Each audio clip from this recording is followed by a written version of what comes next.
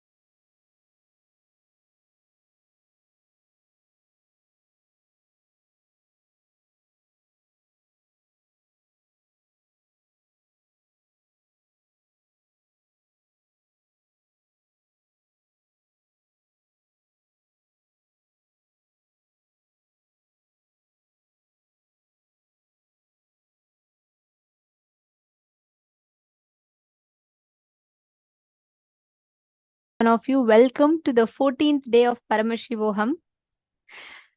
Today you are ready to travel to the galaxies, universes, to learn about what the universe has to tell you. We're all too busy talking to each other. We're too busy talking to people in our lives, talking to ourselves most of the times.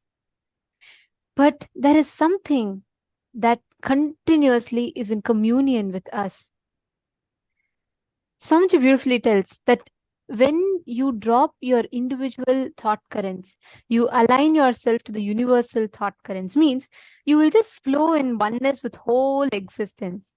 Every moment, the existence around you is whispering something into your ears. It is telling you about the secrets of the cosmos. It is telling you about the very core of its existence. It is in communion with you. Some details, the moment you drop that individual identity, the we all stick on to, when we just relax from it, we will blossom as a part of this universe. Today, we are all going to be learning about the secrets of the macrocosm. We're going to be understanding about what is the universe around us. What is all the stars? What is this big bangs, black holes? But this is not the dry physics as you know. It is one of the most practical, powerful, and supremely intelligent science that Swamiji has revealed. I mean, I have never been passionate about physics. I have never wanted to learn so much about physics. But when I listened to this particular thing that Swamiji revealed, it was just so mind-blowing. I have never fallen in love with universe so much like the way Swamiji revealed, and how Swamiji got out the secret so beautifully to us. Do you know the distance between the moon and earth and the position of the moon? It does not just affect the tidal the waves. It does not just affect the earth alone. It affects your thinking patterns and your thought currents. And did you know that there are some times, specific timings, where when you do any action in that timing, for example, even if you do some investment, it can multiply in an unimaginable way for you. And did you know there are some times where if you just remember your enemies, they would just get destroyed and no more they can affect you? There are some really powerful secrets that the universe is very explicitly hiding from us. I mean, all these things are there, but none of us are having the knowledge about it. So we don't know how to use it. It is like you have the latest version of the iPhone and you use it to do only local calls. Imagine and see how underusing it is, right? Like, you are having so many possibilities and potential to exist in such royal way of existence. All the things that you want, you actually have the power, ability to do it in a much easier way and make the whole life move the way you want it to move. And welcome all of you to this day to learn the secrets of the universe, to learn the secrets of the cosmos, to listen to the songs of eternity from Swamiji, the very source himself. So we welcome all the participants today. These are the main aspects, the dimensions, the topics that we are going to be learning about. And it's not just learning about what's out there, what's the macrocosm. We're going to be learning about the microcosm. We're going to be learning about, based on what, if a certain planet is in a certain position, how does it impact you? Like she was saying, there are particular time when you're having a certain impact of the planet, you can make investments. You can use these planetary positions to the best benefit of yours. You don't need to be powerless. You don't need to feel, oh God, this planet is in a, there's going to be a malefic impact of the planet in me. No. If you know this one science, you will be able to understand the whole, the nature of existence, how these planets has an impact in us. We will be learning all of this today. So how excited are you all? Michael Hammond and now Shivas Saravana Swami Muttaya Nithyanandam, Krishna Swami Muttaya Nithyanandam, and Ying Ju Shou, Guru Prasadini Nithyanandam, Zach Medaya, and then I can see Chandrasekharaya, and there are so many people. Nithyanandam. Throughout the day today, see, for the next 16 hours, spend your day, spend your time listening to the sessions, ask questions, ask your doubts. If you have any clicks, share with us. If you have any questions, please ask us. But spend your time understanding this entire cosmology, how you can manifest this experience in you. Understand these powerful truths from the Vedas and Agamas, how you can be impacted. How many of you are interested, eager, excited for today's day? How many of you feel like, yes, I really want to be experiencing this? Because today that is the exact thing we are going to be learning, and we are also going to be having special blessings where you can receive blessings from for your relatives also, for removing the malefic effects of the planets from them. So today you have something very special where Swamiji is going to be blessing all the participants for removing any ill effects that the planets may be having on you. Like you have some doshas or like where there are certain, like it can be even things like Naga dosha, or the planetary position is not right for you. And you keep seeing that all bad things keep happening to you again and again. You feel like, oh God, am I cursed, or am I unlucky? These kind of words we start having inside ourselves. What Swamiji is going to be taking us through is going to be completely removing these malefic effects of the planets, planetary positions, and making us friends with the cosmos. But we never had a right understanding of the cosmos. And Ma Amanda B. Nithyanandam, are you here for the first time? Ma Amanda, nice to see you. Are you here for the first time? Yeah? Okay. Welcome. Welcome to the program. Which place are you here from? And if you could share a little bit about how you got to know this program. If you're here for the first time, then I think you have come in the right time, because today is going to be, I would say, mind-boggling, or something beyond that. We would have never looked at universe this way. Okay, very nice. Amanda, beautiful. Today you're going to be enjoying the day, and you're going to be learning a lot of these truths. See, attending darshan, receiving initiations is like Swamiji is gifting you the iPhone. He's giving you so many softwares. But attending the program is like understanding the software, understanding how you can use the programs, how you can practically apply them in your lives, and what areas you can apply them, and how you can benefit from. And we also request all of you to be here throughout the day. Okay, don't miss out on any sessions. Be here throughout the day, and feel free to post your questions. Just one small request. See, we have like 10 different Zoom rooms. So if you have a question, make sure you put in all caps, just the question word, put it as question in all caps, and then type your question below it. So it's easier for us to not miss out on your questions. We want to make sure that we are attending to all of your questions. You can feel free to share your clicks and write down your understandings. We're going to be doing internalization exercise for every session. So you're going to learn the truths more deeper. Ma Parameshwari is asking, how to know our malefic effect planets? See, there is, based on the time of your birth, right? It's like the moment you enter into the world, the planetary positions at that time, it's like photographed and imprinted on your consciousness.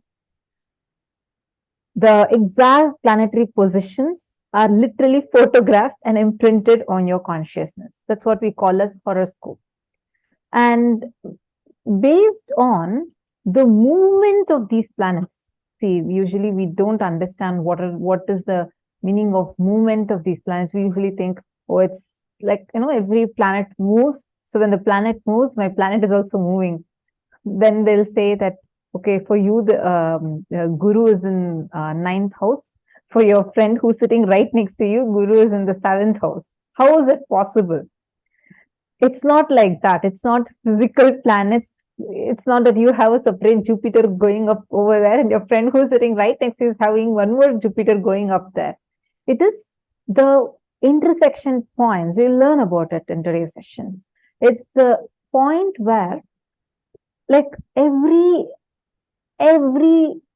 single celestial body has an influence over another. For example, right now you're sitting on the planet Earth. You have certain gravitational force towards the planet Earth.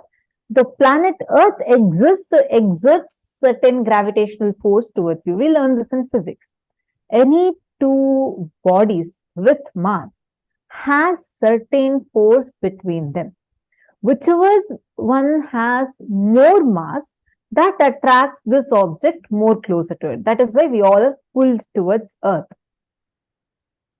Like this, there is some influence that every planet has on you, every celestial body has on you, and you have on them. Now, that point where it is intersecting all the different planets, their positions, and your connection to them, where it is intersecting for you, is where the graha is located for you. Now, when these positions are changing in certain directions, they directly affect how you function. The way you are functioning in your life, the life events that are happening for you. That is why at times, even though you put only 5 units of energy, the results you would be getting would be suddenly 75 units. You would only put 5 units. You'd be like, what? Isn't this so amazing? Like, I just did this, but I'm showered so much. But at other times, you would be working so hard, but something really bad will happen to you and collapse you. These kind of different effects are caused based on the different positioning of these planets. Meaning the grahas. Grahas are not equal to planets. It is that intersecting point which is moving, which is what is having the influence over you.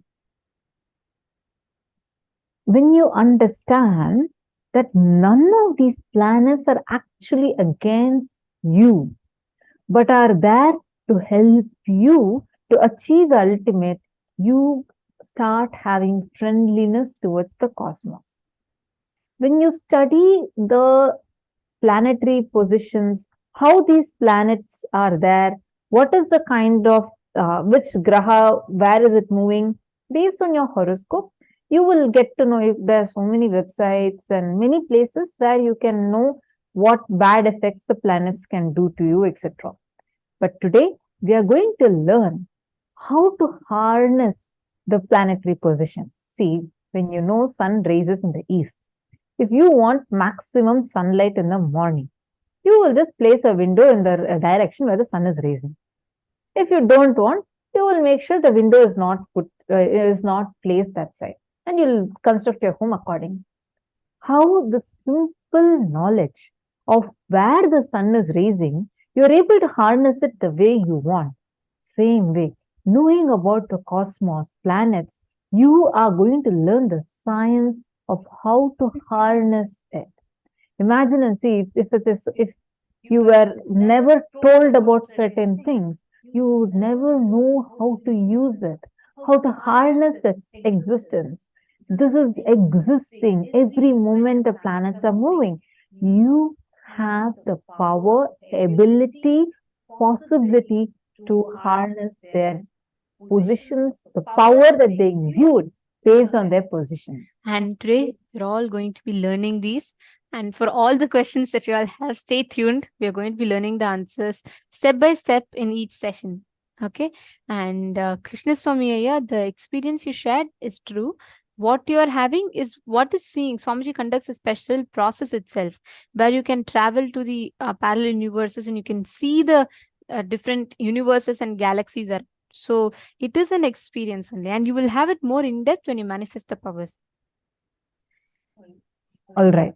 So now I think it's time. Let's all enter into the sessions. The first session of our day is going to be starting with learning about one of the powerful samadhis. Every day we learn about a particular loka or a particular samadhi. This is what you will be experiencing when you are experiencing the darshan today. The samadhi we are going to learn about today is called as Asamprajnata Samādhi, which happens when you transcend from form to formlessness, because today's darshan is going to be Bhagavan Lingodbhava Murti, the very form of Paramashiva, who is formless in form. So let's listen to the revelation now.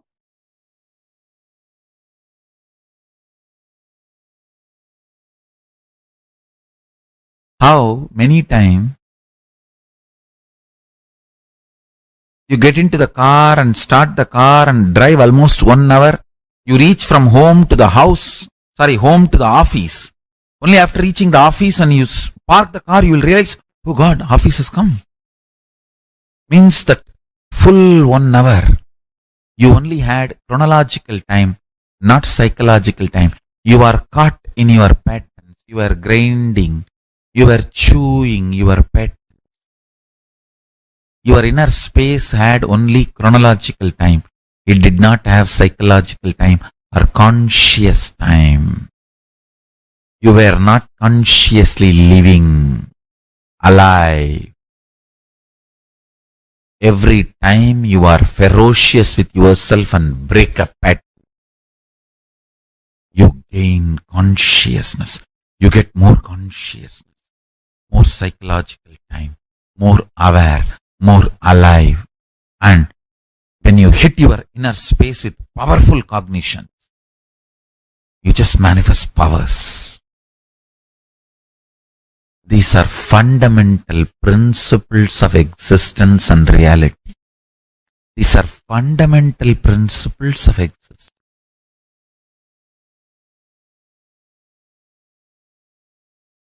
I heard this directly from Arunagiri Yogeshwara.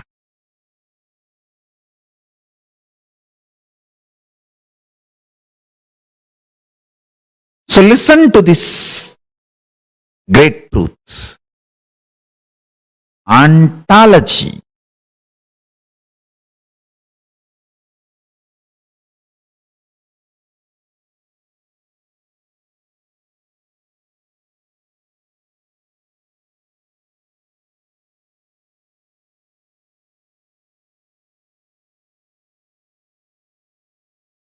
is like a metaphysics of existence, beings. Eschatology is like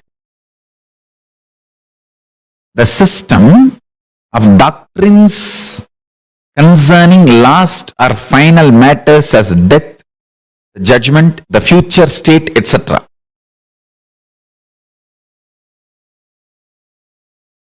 Epistemology is branch of philosophy that investigates the origin, nature, methods and limits of human knowledge. Axiology, the branch of philosophy dealing with values of those ethics, aesthetics or religion. Now, one by one I'll map. The ontology of Paramashivam. Listen carefully, intensely.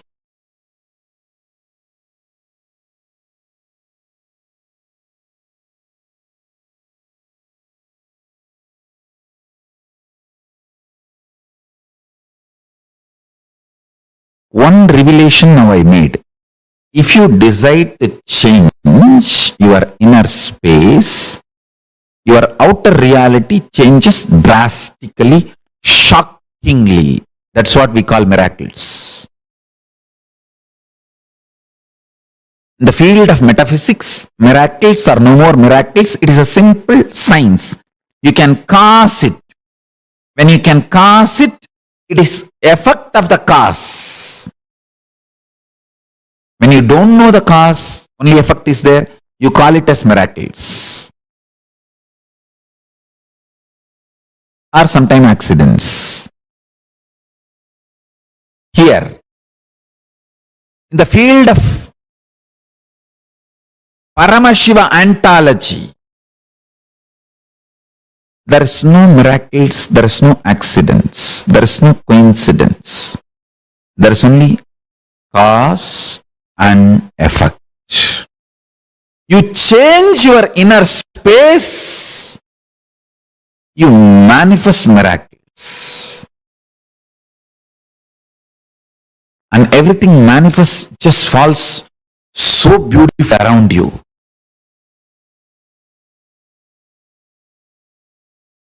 Everyone perceives your life as miracle. And you continue to be in the space of Paramashivananda, Paramashanta Swarupa, Paramashiva Sugabodha, the supernal effulgence of Paramashiva. I tell you, start tasting the sweetness and beauty and qualities of Paramashiva. Anybody who gets the taste of qualities of Paramashiva is liberated. Because when you start tasting, you will start naturally parking yourself there. Even in your free time, you will always be Paramashivoham, Nithyananda Paramashivoham. The eternal love, Paramashanta Swarupa, and real Ananda, extremely alive.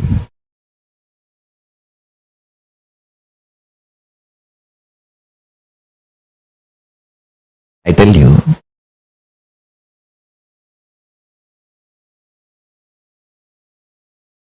the supernal effulgence, bliss of Paramashiva is like a gold pouring. Take that gold and make your logic for yourself. Your logic means you always think, oh, if I do this, I get bad. If I do this, I get good.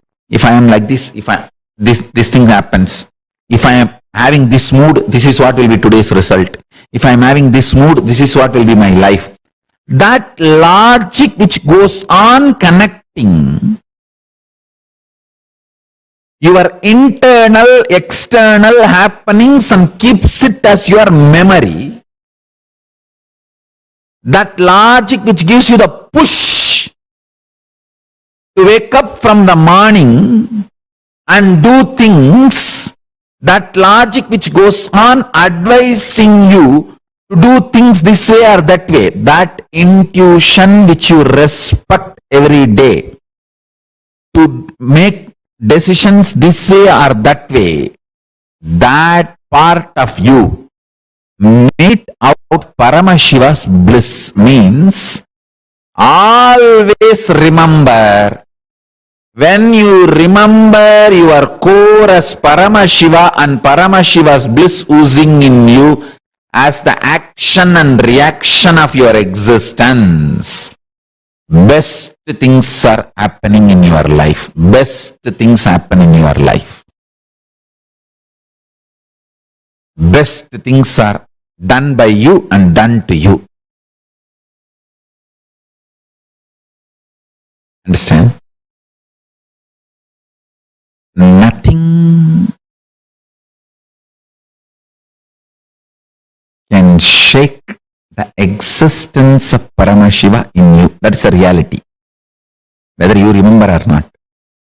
But by remembering it, making your logic out of that gold, making Paramashiva logic in you, your action actions and reactions become so beautiful inside and outside.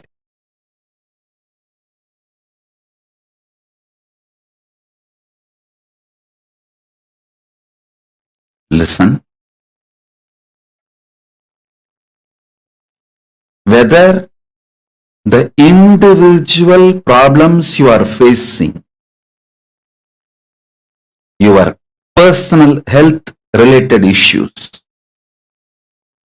or the whole world health related issues,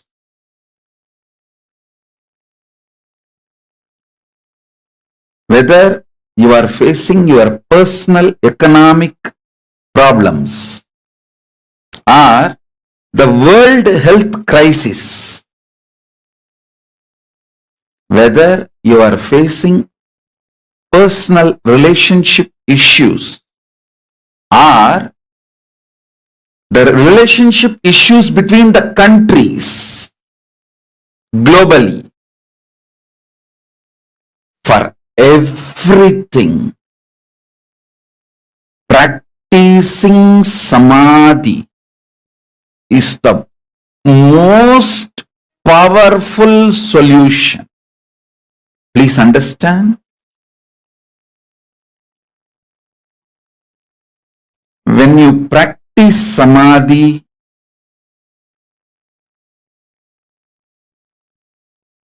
everything in your control becomes conscious, powerful, right and best for you and for the world.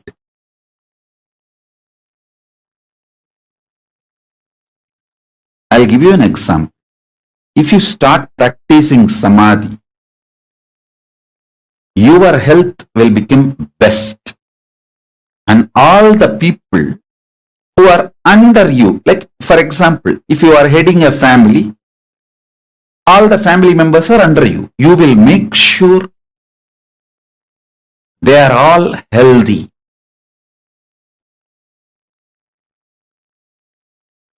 If you practice samadhi, you will keep your relationship with you best, and everyone who is under you, around you, all their relationships best.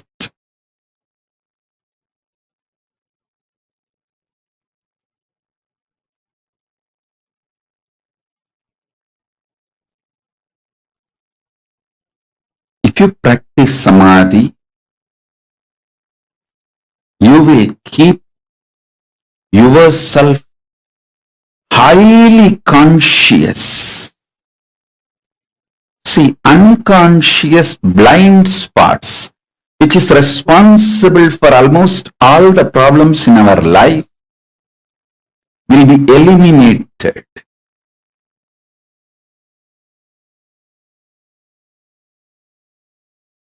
Understand? All you need to enjoy the powers and superconscious mutation of 64 manifestations of Paramashiva is to have the right knowledge about all that 64 manifestations. You need to understand Paramashiva as he introduces himself. Listen, if you want to understand me, you need to understand as I introduce me to you. You can't understand me with your own independent investigation. Neither your mind is capable nor your consciousness is powerful to grasp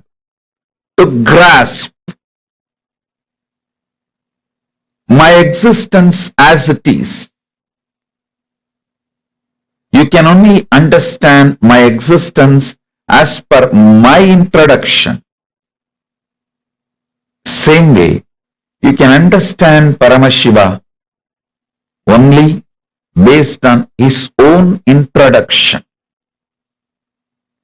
Understanding him based on his own introduction awakens something called Shraddha in you, not faith. Faith is poor word. Shraddha. And Shraddha breeds bhakti. And all the Ananta Kalyana Gunas, auspicious qualities of Paramashiva starts manifesting in you. Powers of Paramashiva starts manifesting in you. Listen, you just need to know what is swimming and see somebody is swimming, then simply your muscle memory starts manifesting swimming.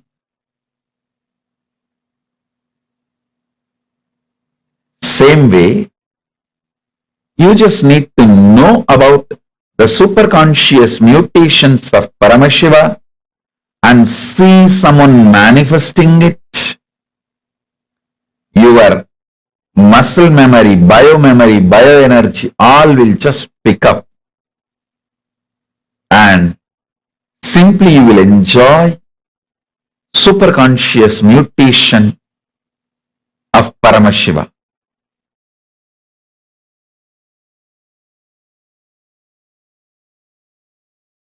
See, when the initiation into unclutching, first time when you unclutch, that experience only, Patanjali calls it as Asamprajnata Samādhi. The first unclutching experience. Beautifully in Ramakrishna's life it happened. Let me describe how Ramakrishna moved from Samprajnata Samādhi to Asamprajnata Samādhi. Ramakrishna had all kinds of experience with the Kali's Murti, with the deity of the Kali. And it was just, even when you read, I don't know how it would have been to see. It was a romance. It was a pure romance. He was living with the deity, with the Devi. Very powerful connection. He used to keep a small thread near her nose just to check whether she is really breathing. And he says she always used to breathe. And he always saw that thread waving. The thread will be moving with that air, with the prana, with that breathing. Not only this, so many things. Can give you one example of him putting the conch bangle. The bangle is made out of conch. If you are from Bengal, you can understand. They will make bangles out of conch. And the Devi is holding the left hand, the head, the severed head of the demon, without breaking the deity, without damaging the deity or the conch or the bangle. He put the bangle for the deity. And the other people asked, how it happened? How can you put it? This bangle cannot go into the hand. Because she is holding the sira, the head of the demon. He says, no, I just told her, drop it. She gave it in my hand and I put the bangle. I told her again, please hold it, and she is holding. That's all. The power over the matter, the mind over the matter, the power of his mind over the matter. He was connected to Kali that deeply. He was living in Samprajnata Samādhi. He was constantly living in Samprajnata Samādhi.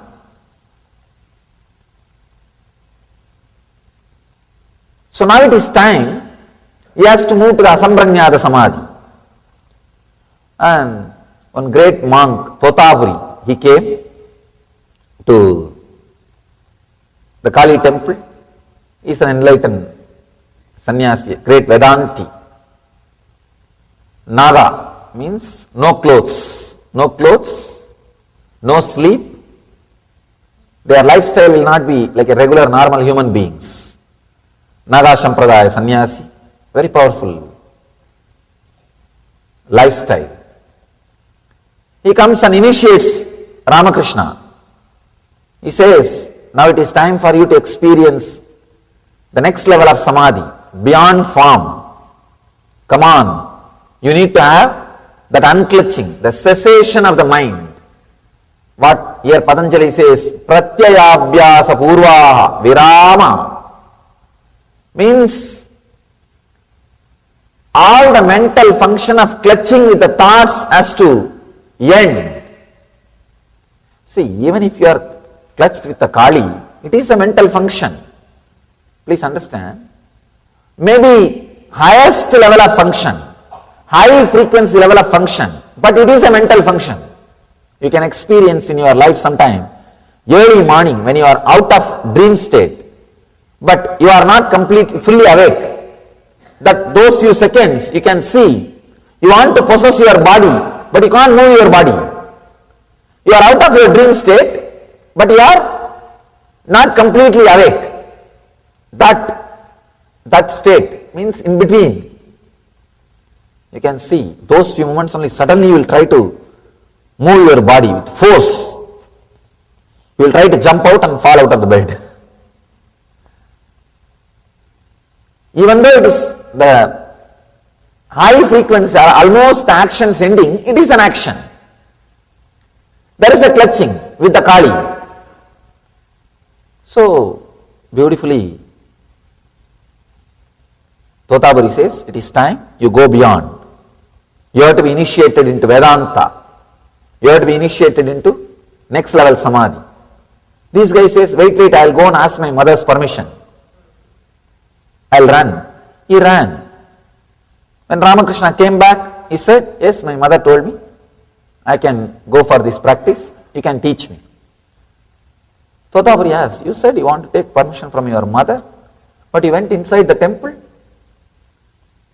Ramakrishna says, yes, that is what I meant. She is my mother. I am living with Kali. I asked her now. She said, please take it. Then Totabari started laughing. Oh God.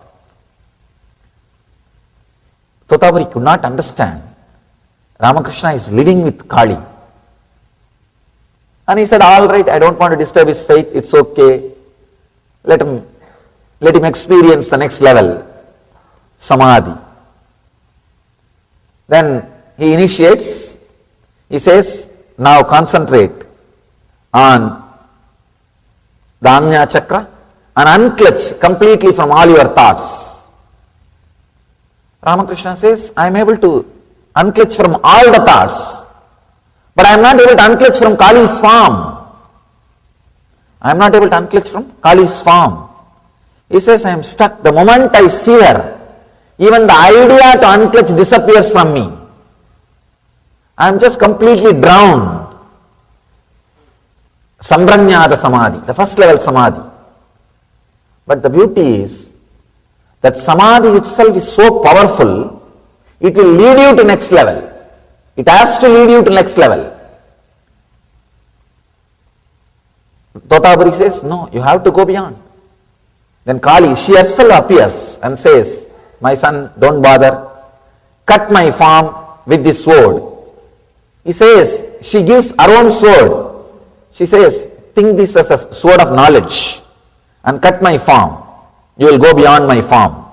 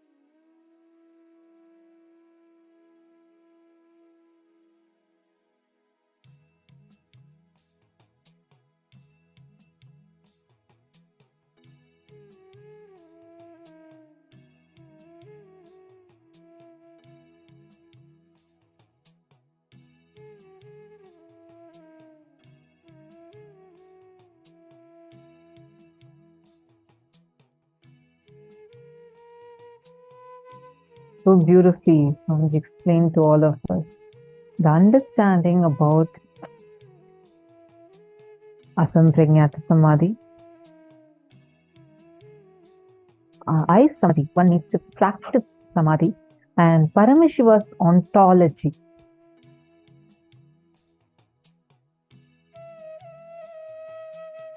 Very most practical way possible. Swamiji explained it to all of us. Paramashiva ontology is, there is only cause and effect. You change your inner space, you manifest miracles. You think of your life as a chain of beautiful incidents or as a chain of many sufferings. Your life is not a chain as you think. Every moment is individual, independent moment. Because usually we are so clutched. We think the whole thing as one shaft. You have a joy shaft, you have a pain shaft. Like you feel your life is in one same particular chain. Any moment you can just unclutch in your inner space and liberate yourself. Any moment you can just unclutch and liberate yourself. When you practice Samadhi, everything in your control becomes conscious, powerful, right and best for you, right and best for the world. Unconscious blind spots, which is responsible for almost all the problems in our life, will just be eliminated. This Asamprajnata Samādhi, that not being caught in the form, is one of the ultimate experiences. When you lost all other attachments except the form, then you must just cut the form and go beyond the form. This is Asamprajnata Samādhi. Like just exactly cut the form inside of you and go beyond that. The beautiful explanation, revelation Swamiji gave with the story of how Bhagavan Ramakrishna Paramahamsa had experienced the Asamprajnata Samādhi.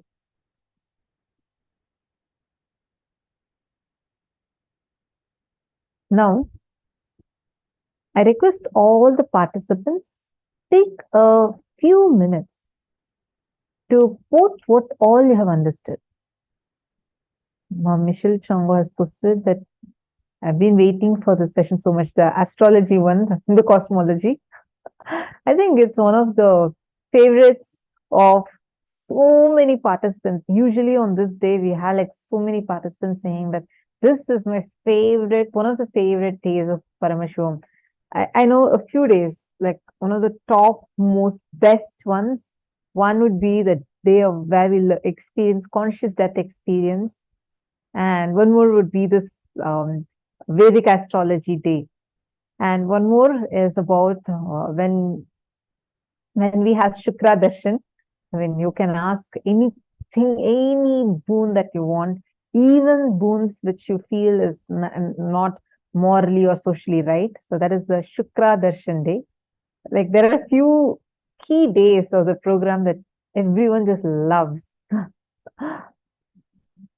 I request all of you to quickly type a few of your understanding and please post it here.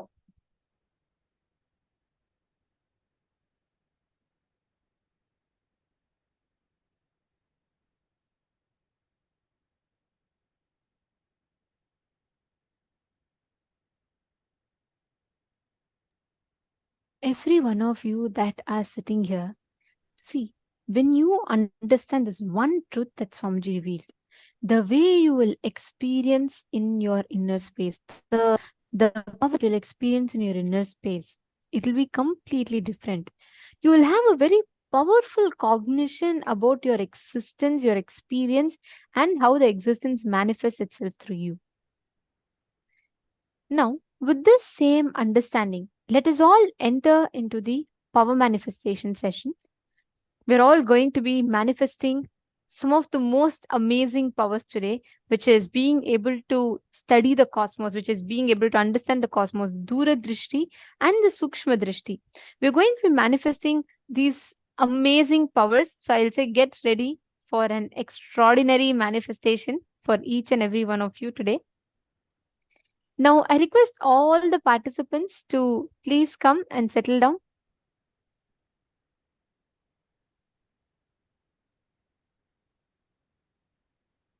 We're going to be understanding about, we're going to be learning about mind reading, clairvoyance, and we're going to be manifesting the powers of Dura Drishti and Sukshma Drishti.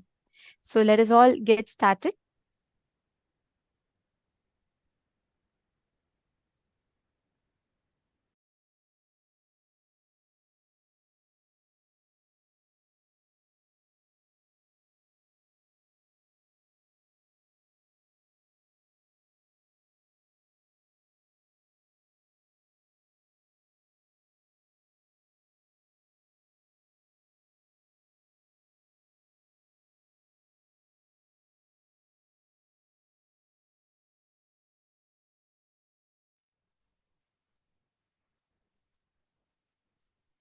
Yes, now we're going to be entering into the power manifestation, starting with this power of clairvoyance.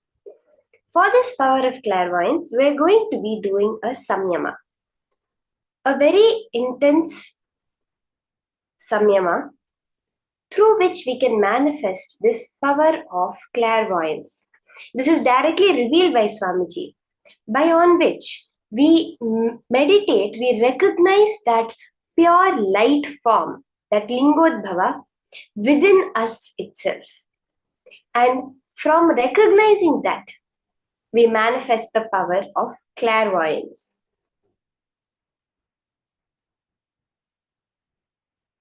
The whole science that Swamiji has revealed for the power of mind reading, of clairvoyance, being able to look into another person's inner space and know exactly what they are thinking, what they are feeling, and so many other things.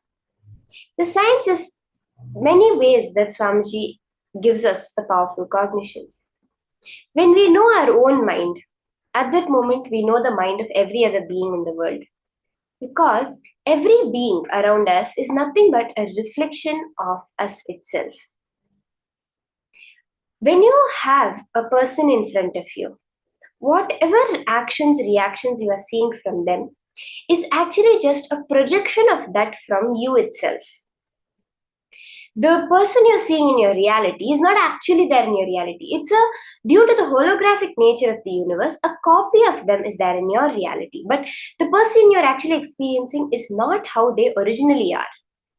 To understand this little better, you can take the reference of a dream. Now, in your dream, let's say you've fallen asleep tonight, you dream of your mother who is in India, if your brother who is in Europe, all of you are together in your house in the US and talking, having a cup of tea, sharing a meal. How? Your brother is sleeping in Europe, your mother is probably awake in the store in India, but all of them are in your house in your dream. It is you and you yourself are actually sleeping in your bed at that time. How this happens is very clearly when we are projecting a copy of them in our dream. But it's not that they are actually experiencing it, right? When it comes to a dream. But the thing is about this reality, due to the holographic nature of the reality, anything that you are experiencing automatically gets copied into their reality also. But them itself that you are experiencing is only your projection. However, they are acting towards you, behaving towards you, whatever you are seeing in them, the way you see them, the form of them, the thoughts of them, everything is your projection. That part of you, let's say you have someone in your life who is really annoying. They're constantly behind you for everything. They're annoying you a lot. They always ask you for everything. That is actually the part of you, let's say the part of your mind, which is annoying you. You have projected that on that person as annoying, because to another person, to let's say the other person's friend, they would be such a loving, caring, helpful person, but to you they seem annoying. That is because you have projected that annoying part of you on that person. This is what is the whole science of mind reading. When you realize that everything you can perceive about the person is just your projection, you automatically know everything that's there within them also. You just know what they are thinking, you know what they are remembering, because there is no separate past of theirs that's separate from yours. Are we all understanding this clearly?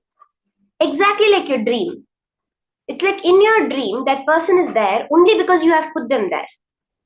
In reality, they are doing something else. The same way right now, you are perceiving a person in a certain way because you have put them there. So now, through this power of clairvoyance mind reading, you will be able to look into them and scan and describe exactly whatever is going on within their mind.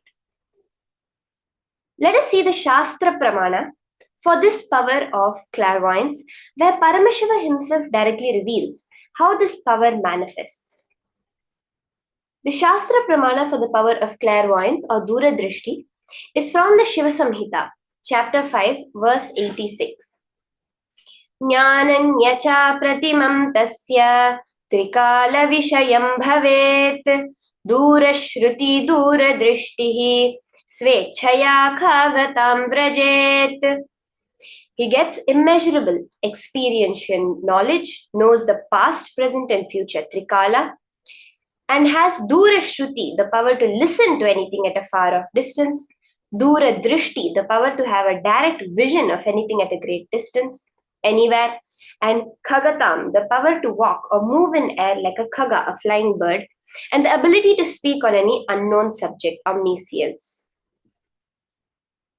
This is the very powerful power of clairvoyance. Let us see the Apta Pramana for this power. We see powerfully in the life of Sangasiddhar, who was born in the mid-19th century to a Brahmin family. From the young age, he was very intelligent. By 14, he had mastered all the Siddha texts. He got married and at that age and had 2 children.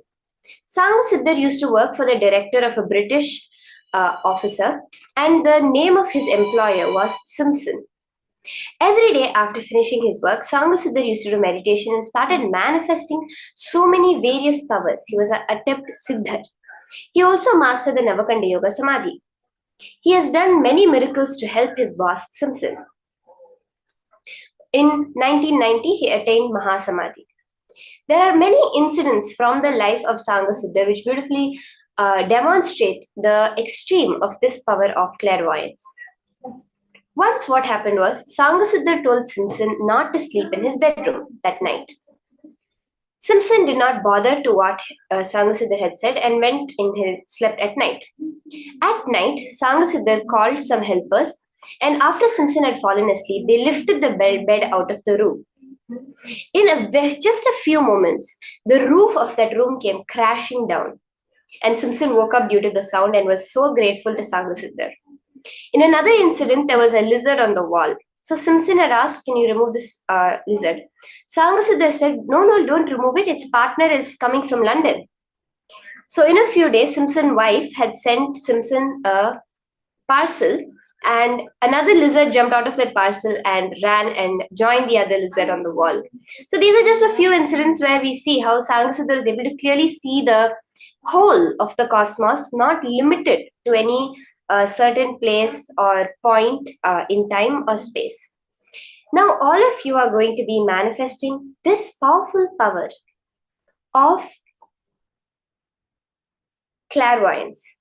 How we are going to be starting is, I am going to be thinking of a certain incident that has happened. Okay, I'm going to be visualizing that incident in clear detail.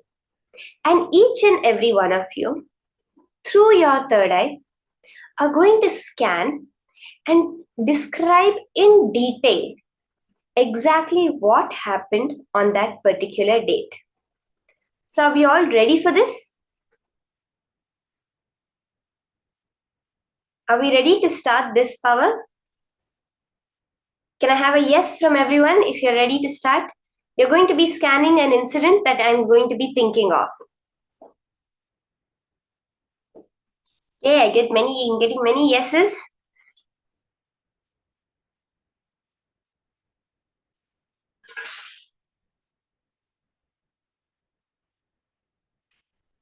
Yes. Okay, let's start now. So the date that you're going to be scanning is what happened on the 12th of December 2012. In my life, what happened on the date of 12th of December 2012? So 12. Just sit, intensely connect to Swamiji, to Paramashiva.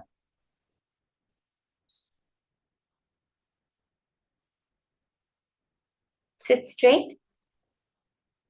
Just go into that space of pure unclutching. Chant the Mahavakya intensely. Connect to Swamiji in the pure feeling connection, and let Paramashiva reveal to you what happened on the date of 12/12/12 in my life.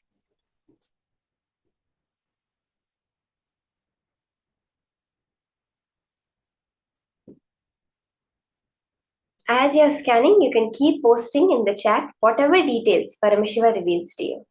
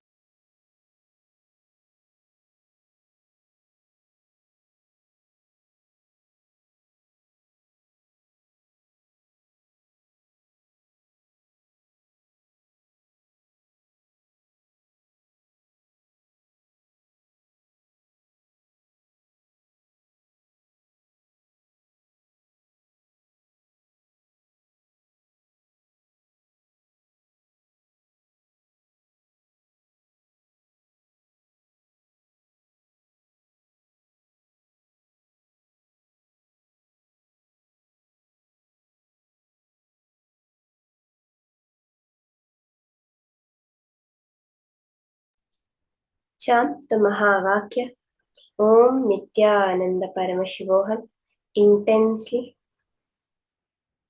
Just be in the pure space of oneness, of feeling connection with Swamiji. No other thoughts coming up. Whatever comes up, unclutch from it. Just replace it all with the Mahavakya.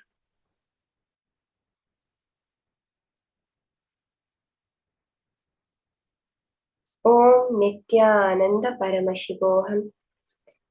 Let your whole being vibrate with that Mahavakya.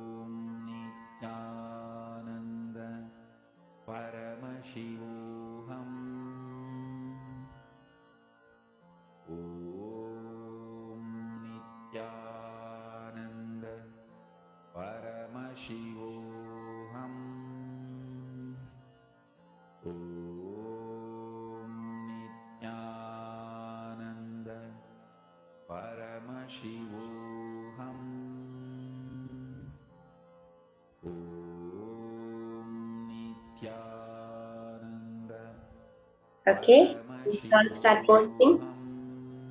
Whatever it is Paramashiva revealed to you happened in my life on the date of 12/12/12. 12th of December 2012. Whatever revelations Paramashiva is giving you, just exactly like that, post it in the chat. And then we'll verify.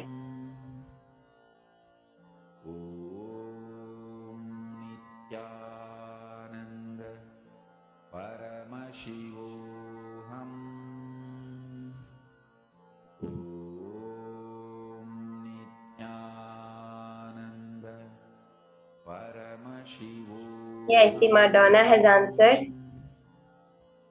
Ma Sonia.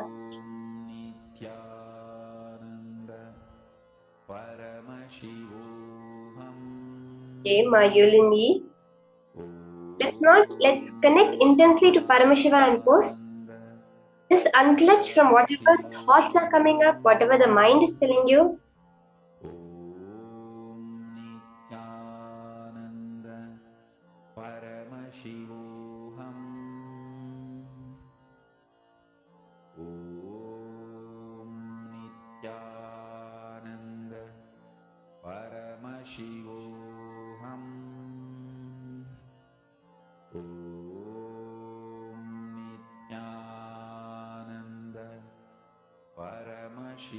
Okay.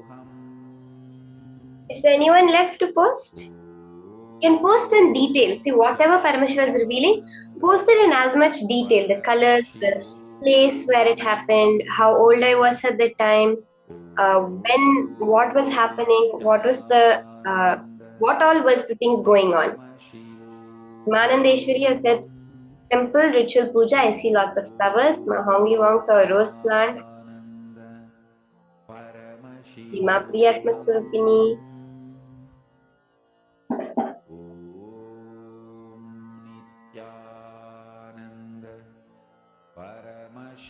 Okay, so I'll tell you what was the actual incident that had happened. On the day of 12th December 2012, I was in the cruise in awakening with Swamiji. So Swamiji had actually conducted a powerful cruise inner awakening that we were on a cruise ship. The cruise ship started off from Singapore and it went to Thailand, Malaysia, and around that area. So we were on the cruise ship for 21 days with Swamiji. And during this time, the 12th of December 2012 had happened. And at 12 o'clock, 12 seconds, I was actually sitting and doing Pada Puja for Swamiji. And after the Pada Puja, for the Pada Puja blessings, So Ma Anandeshwari, you saw flowers, temple ritual puja, it's exactly right. So I was doing puja on that day. We did puja for Swamiji. And Ma Priyatma Surupini, I was wearing white. That is exactly correct. So Ma Priyatma Surupini, I was wearing white in that incident. And I was sitting after the Pada Puja with Swamiji.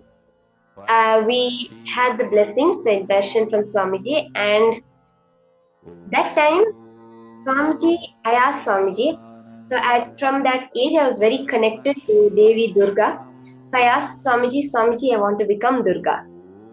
And Swamiji blessed me. And it was actually a very powerful incident because Swamiji was giving blessings to everyone. The hall was nearly empty, so we were sitting in a huge theatre room where the Pada Puja had happened.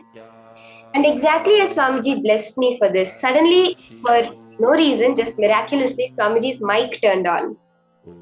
And it was heard in the mic and speakers in the whole hall where Swamiji said, "Blessings, I give you the boon that you will become Durga."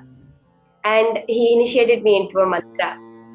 So this was the very powerful incident that had happened in my life on the particular date of 12/12/12.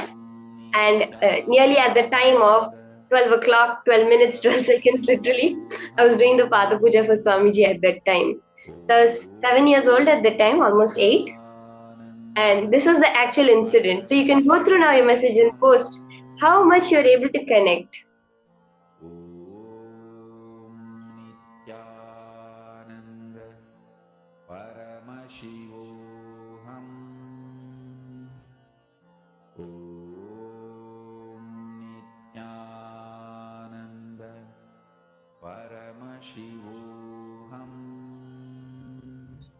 So this was actually the powerful incident. So many people caught it. I really have to say the puja, the Ma Priyatma Surupini, literally you found the exact color of the dress that I was wearing. And many people can. So we are going to be doing another round, okay, of the power of clairvoyance, where I'll give you another date, and all of you are going to be scanning me and telling what happened in my life on that date.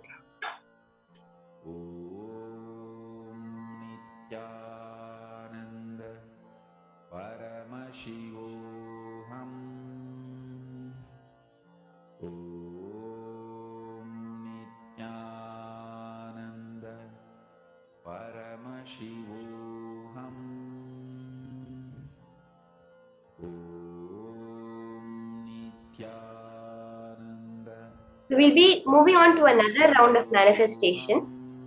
Again and again, connecting back to the powerful cognition that Swamiji has given, which is whatever is going on in your inner space is just a reflection. See, anything outside is only a reflection of what is inside.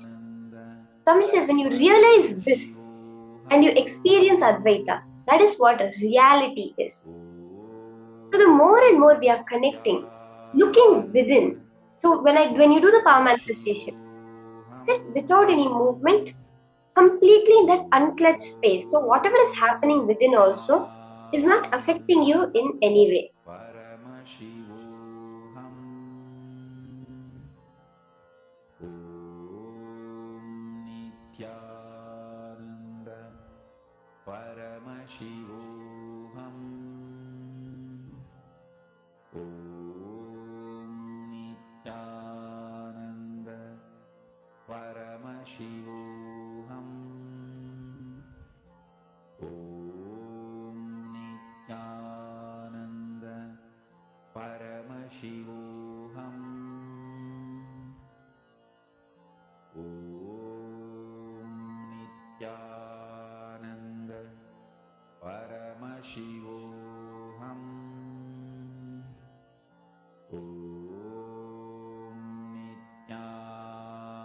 So let's now have the next question.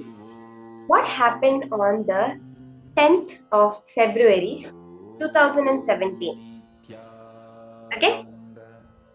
Let's all start scanning. What happened on the 10th of February 2017?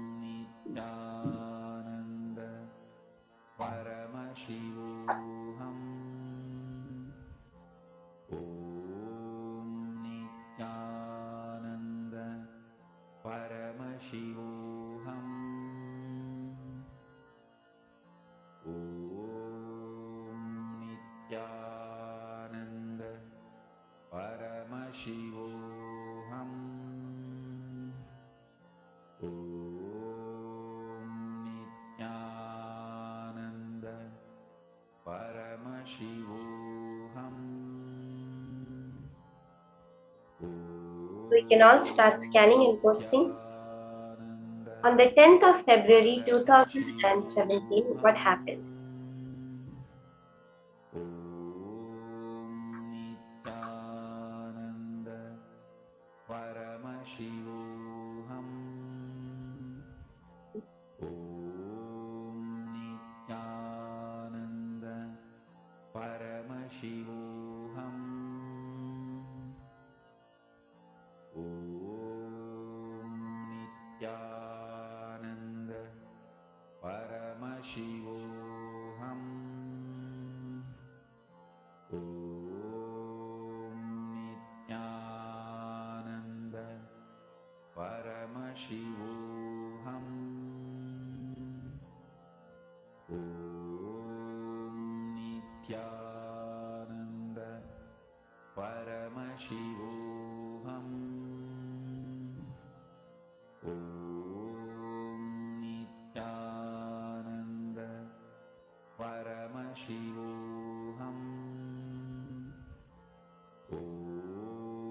Nithyananda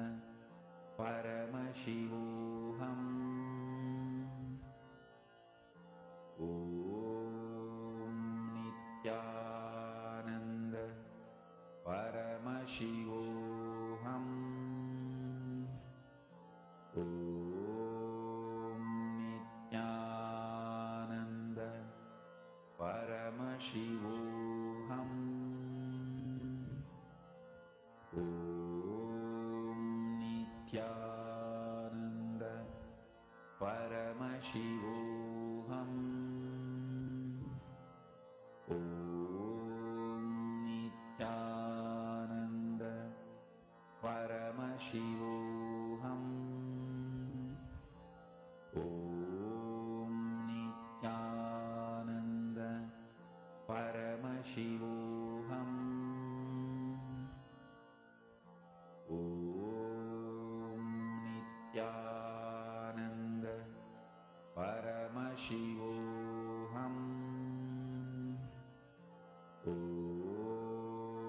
Nithyananda Paramashivoham. Om Nithyananda Paramashivoham. Om Nithyananda Paramashivoham. Om Nithyananda Paramashivoham. Om Nithyananda Paramashivoham. Om Nithyananda Paramashivoham. Om Nithyananda Paramashivoham.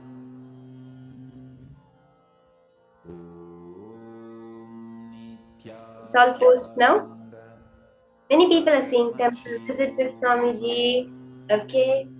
Group of kids around you, happiness and celebration. Festival, many people festival. Okay.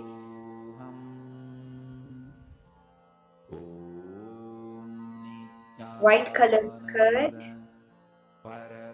Street. Something like a celebration. Okay.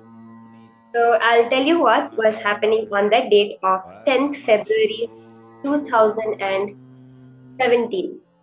So that was the date of the Thaipusam festival.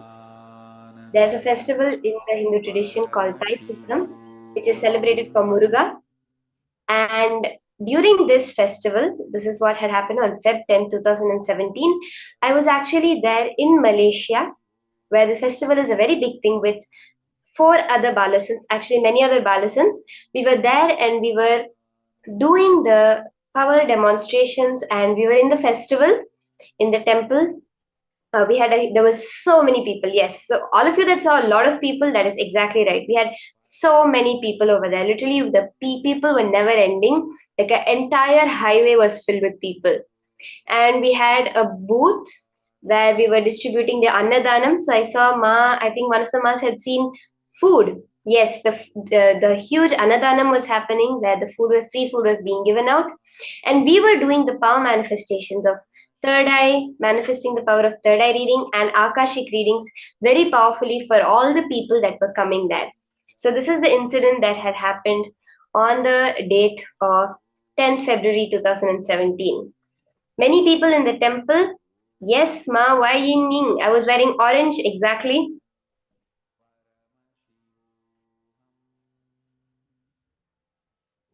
So powerfully, so many people have scanned and said what exactly had happened on my life in the particular dates. Now we're going to be entering into the next jnana, the next powerful cognitions from Swamiji. What is conscious sovereignty? What is that Swamiji reveals? We know about sovereignty as land sovereignty. We know about sovereignty as sovereignty from, I don't know, law. But what exactly is conscious sovereignty that Swamiji reveals? That is what is our most fundamental basic sovereignty that we have all lost because of various reasons. Swamiji is teaching us how to reclaim that conscious sovereignty by which everything can manifest in life.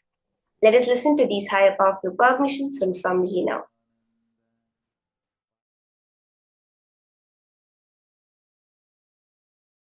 Super conscious sovereignty. Listen. Super conscious sovereignty is the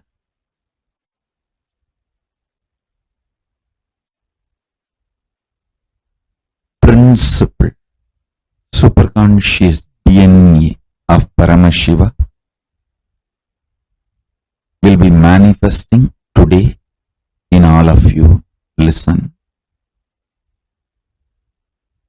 Superconscious sovereignty. Let me explain. Listen intensely. What I am going to say now is superconscious sovereignty. You don't need to practice. I'm just going to put this like a golden light ball inside you. It will just start manifesting. Listen to this. Your super consciousness is the most supreme, and your super consciousness makes all the patterns, the self-doubt, hatred, denials, or anything restrictive in you, makes all of that irrelevant. Your superconscious sovereignty does not fight with your problems. It just makes your problems irrelevant.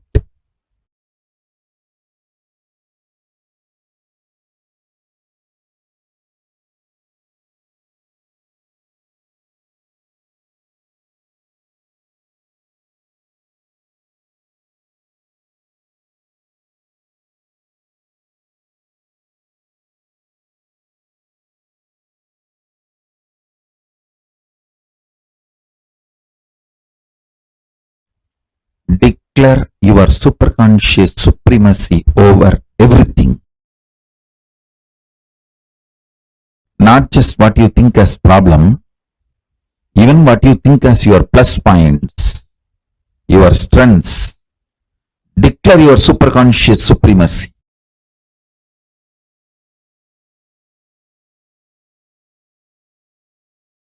As Paramavatara of Paramashiva, I'll make it happen for all of you. You just declare. Understand?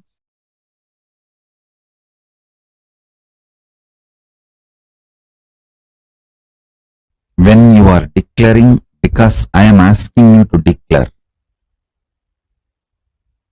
you are just doing Paramashiva's will. You will simply manifest it. I ask you to declare your superconscious sovereignty, your superconscious supremacy over everything.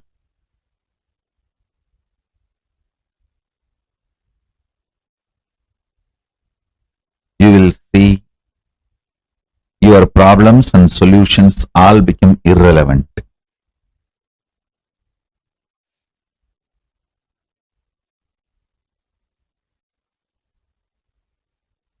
Understand? Tons of things which you did not even know, but sitting inside you like a parasite will just leave you. They will all be just burnt.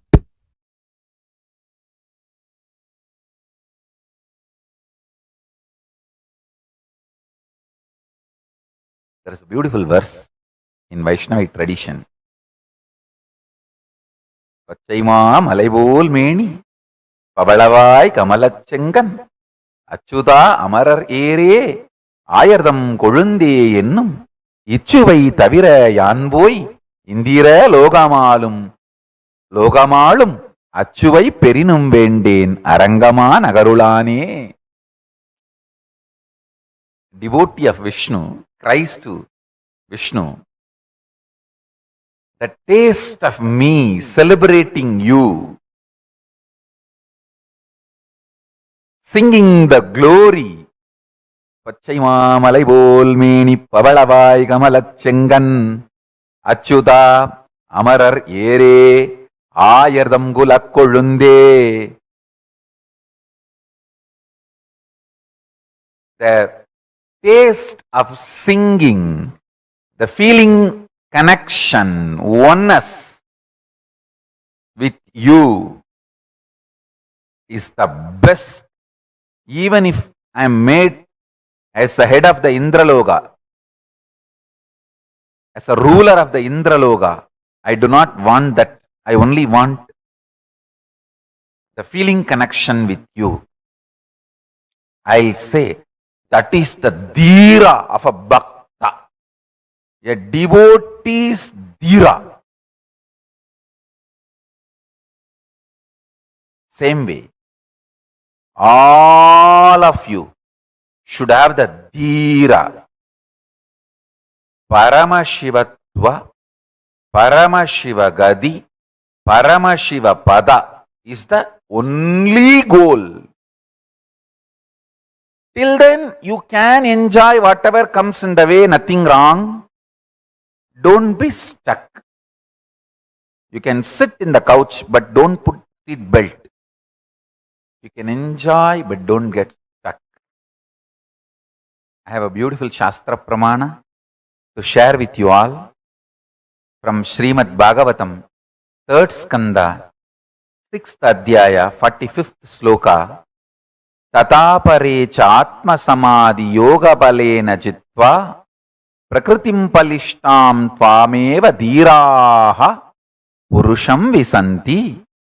The dhiras, by their sheer power of samadhi, always being in oneness with their true self, the pure consciousness, conquer the powerful prakriti, the whole manifest world, and also their own antakarana, the inner space, which are influenced by the three gunas, sattva, rajas, tamas, and ultimately indeed enter into you, O Lord. That's a beautiful sloka about the dhira, the qualities of dhira.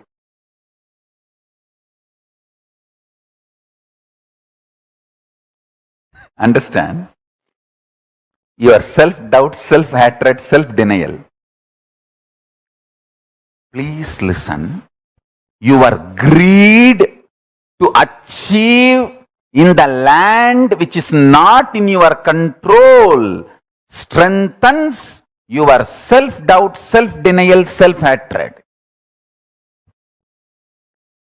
Your self-doubt, self-denial, self-hatred, SDHD gets strengthened if you try to declare supremacy over something which is not there in your hand. You have only next few days in your hand. Declare your supremacy over that few days. You will win the game of life always. But you are trying to declare supremacy over few months, few years, which is not there in your hand, or which is not your territory, which is not your known boundary. Even you do not know how that few years is going to look in your life, which is beyond your boundary.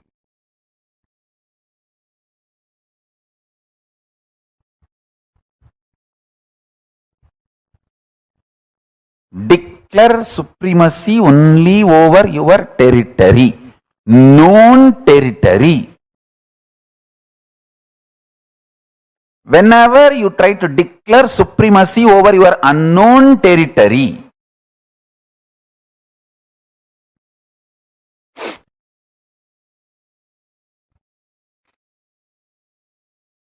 so understand,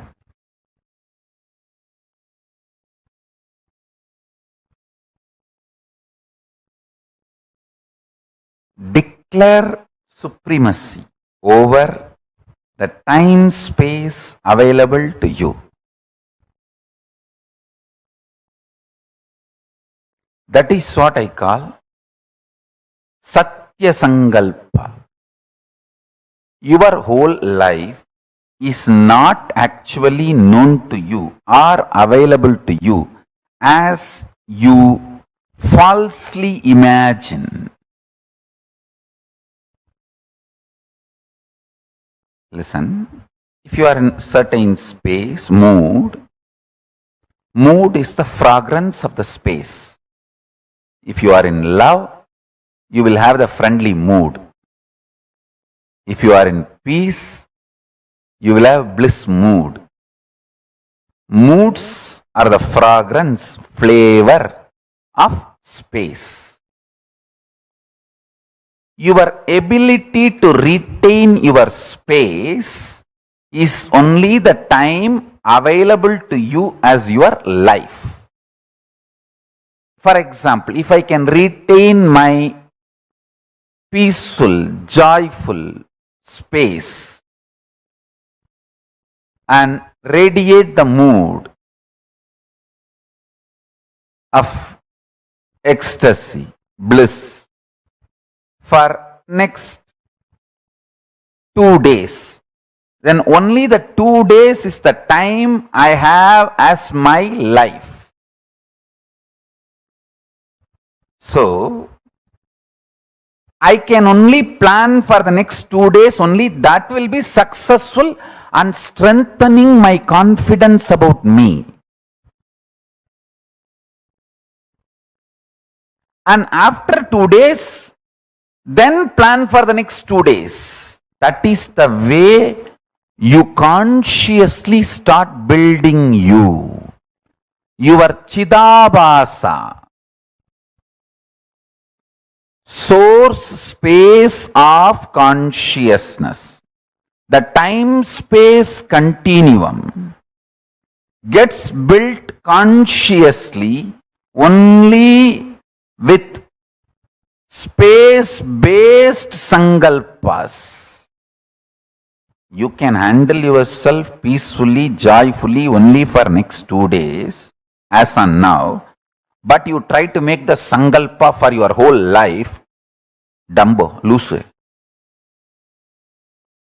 Then you are naturally bound to fail and strengthen your self-doubt, self-hatred, self-denial. SDHD.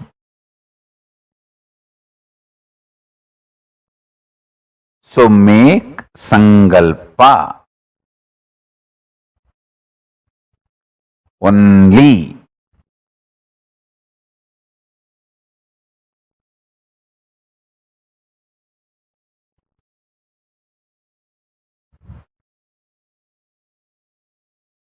for the time space available in your hand, in your life. That is first. Listen, this is first. Second,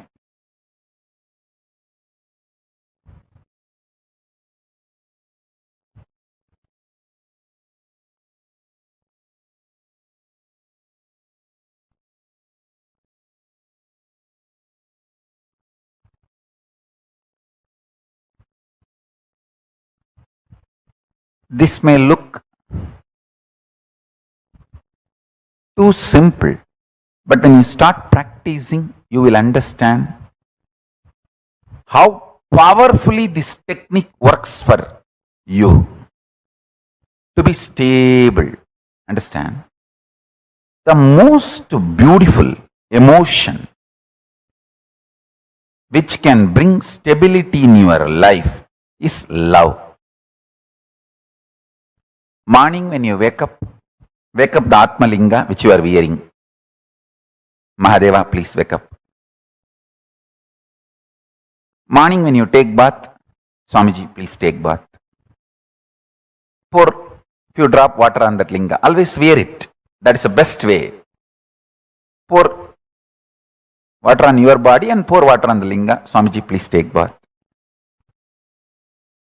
When you eat, whatever you eat, Swamiji, please eat. When you brush, you don't need a separate brush. Nothing is wrong. I am telling you, I am your guru. To whoever I gave the Atma Linga,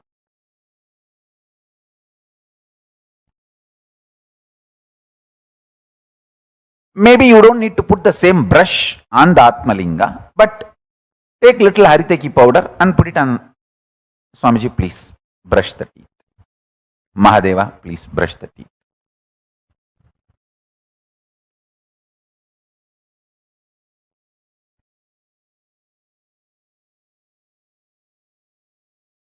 Too simple.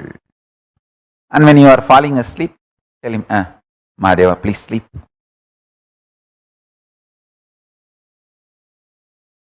Love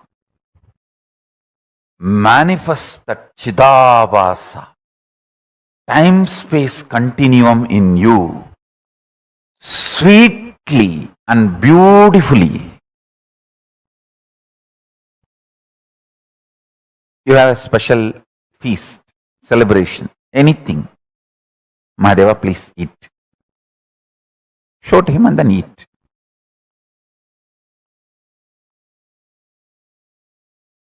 Start this. It is too simple. Time-space continuum.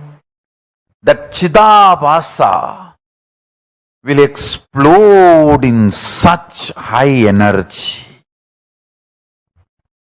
When you spray perfume for you, just put little on him. Mahadeva, very good perfume. I got it yesterday. Lipstick, just put little, nothing wrong. Whatever I am enjoying, I have to give. This is what my gurus taught me.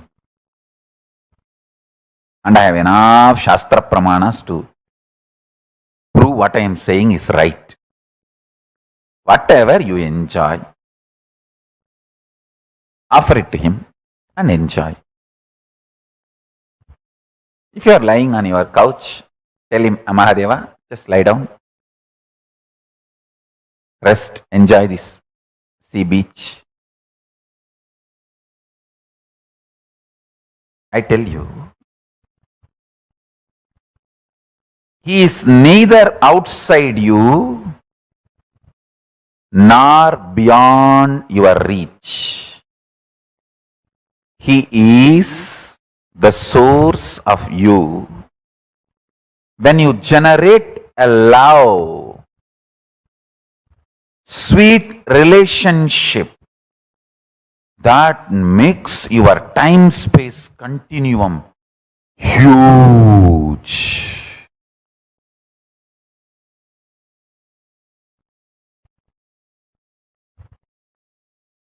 Huge.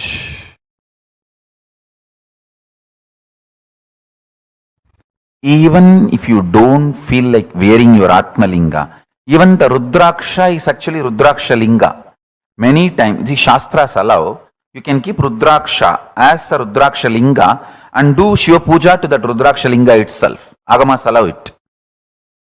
So you can keep your the Rudraksha, Kantamala itself as Atmalinga. If you don't have Atmalinga or don't want to wear the Atmalinga, you can treat Kantamala itself as Atmalinga and tell, hey, Mahadeva, please eat. Mahadeva, please take bath. Mahadeva, have shampoo. Mahadeva, have perfume. Understand this continuous love continuum will make your Chidabhasa powerful. Your Chidakasha will become strong. And the time-space continuum will expand. I tell you, this attitude, this will start building everything. People who lived around me can remember very clearly, even if some book is printed, invitation printed in our Kailasa, in our Sangha, and first copy is brought to me. First I will take it and put it on Atmalinga. I always have Atmalinga on my body. Whenever, if I am not wearing it, it is there in the Ananda Gandha. I will put it on Atmalinga and say, Paramashiva, please have it. I tell you, that will bring such extreme sweet relationship.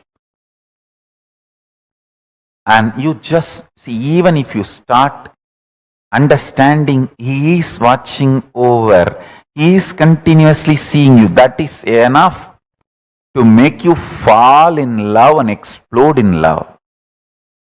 I have seen people, the moment they know I am seeing them, they just go crazy with love.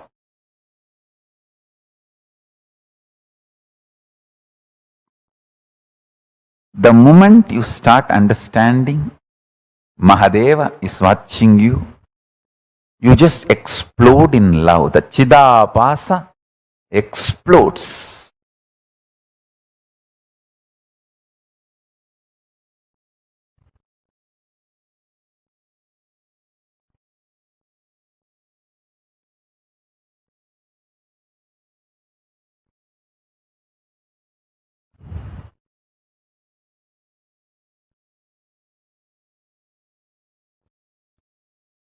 Vyutpatti of the word Chidabhasa means the explanation of the word Chidabhasa, Chita Abhasaha Pradivimbaha, reflection, and the source of Chit, consciousness. Buddhavatma Pradivimbe Jivaha Jive.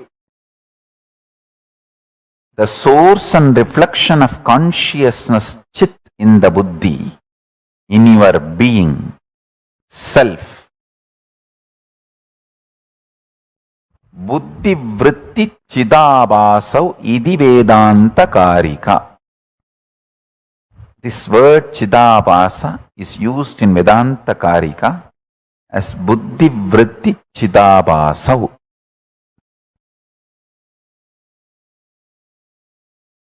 Listen.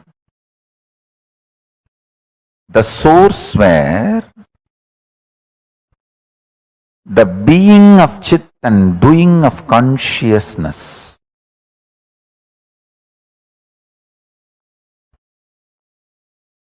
is felt, manifests, Chidabhasa.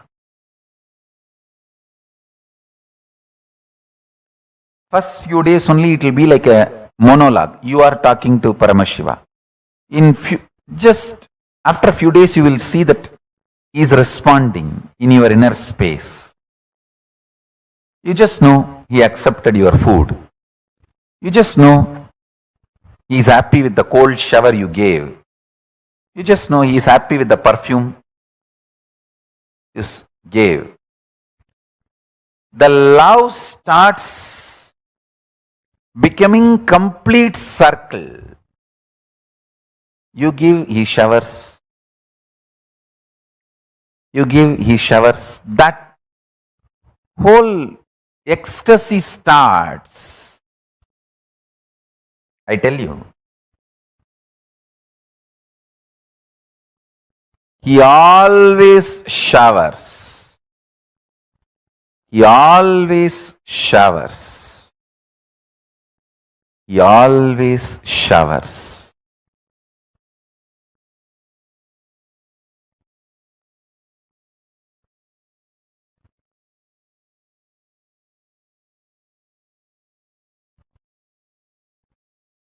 He only makes sure you don't start using Mahadeva's love as your crutch. You should not use his love as crutch, your crutches. You should not become handicapped because he showers on you. That's the only thing he makes sure. Because he wants to make you fly through his love. He doesn't want you to become sick and start using him as your crutches. No. The only thing Paramashiva looks, when I pour my love, are you going to fly, using it as inspiration to inspire yourself? That's all.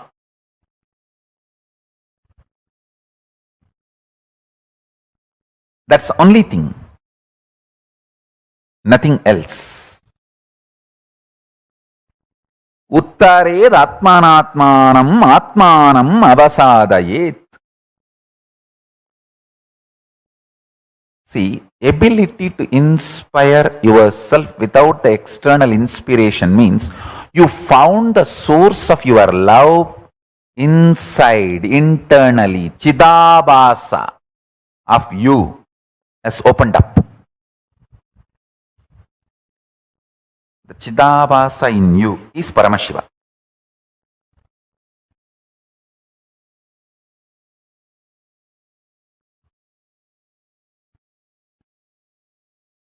That's all.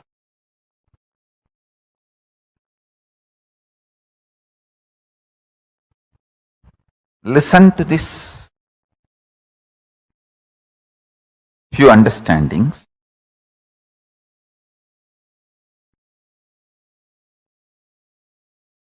If you open your Chidabhasa, you are winner anywhere you are.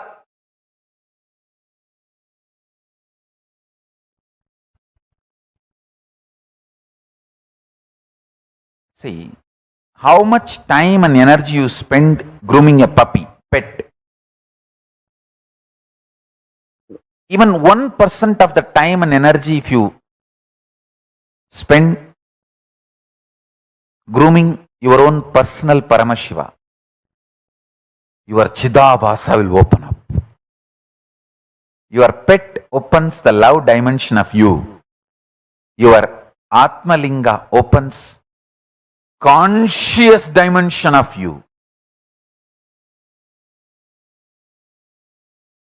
And I tell you,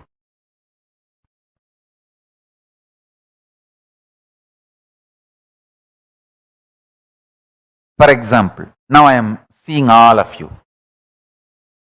If I just tell few people and your name and say, wow, you have done a beautiful makeup, dress up of my deity, I am so happy, it's so nice. How you will jump, Swamiji called out my name. Just knowing that I am seeing you, you go to ecstasy. Same way, Paramashiva will make you realize in few days he is seeing you. That will put you in such Ecstasy, the ecstasy of Chidabhasa. Understand? The ecstasy of Chidabhasa.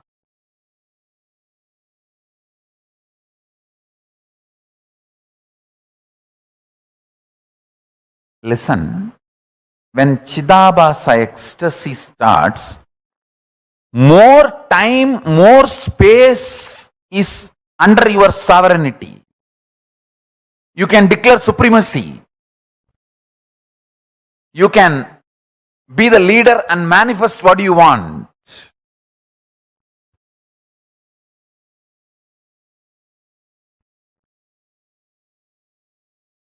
It is not even declaring supremacy, declaring oneness. In this ordinary world only, this supremacy, all these things. In the supreme world, it is oneness. There is no separate supremacy. You should be in tune with Guru Vak, Guru's words so much. Guru should start obeying you. That is the absolute fulfillment of the relationship.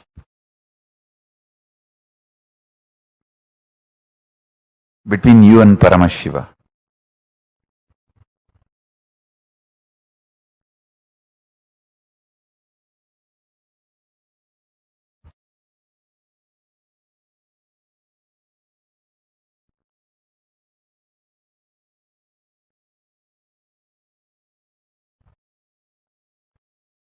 My Guru's statement,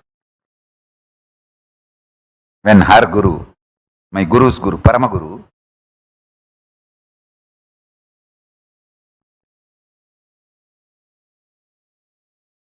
put the Batmasana 3 days after death, or so-called clinically dead. That time my Guru made the statement, வாழும்பொழுது அவர் சொன்னது எல்லாத்தையும் நான் செஞ்சிருக்கேன்பா, அதனாலதான் செத்த பிறகும் நான் சொன்னது அவர் செய்யறாருப்பா. What a Guru disciple relationship.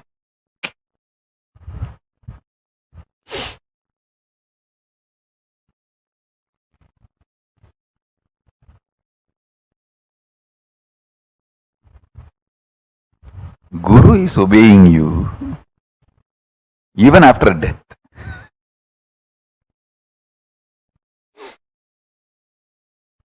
Whole day, as many times as possible, whether you eat, sleep, take bath, spray perfume, just do it for your Atmalinga also. Through Atmalinga to Mahadeva, to your Guru or Paramashiva. In Hindu tradition, literally we treat Guru and God as one and the same.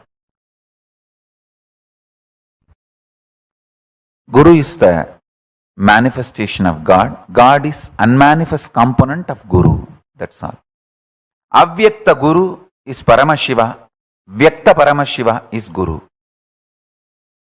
The manifest Paramashiva is Guru. Unmanifest Guru is Paramashiva.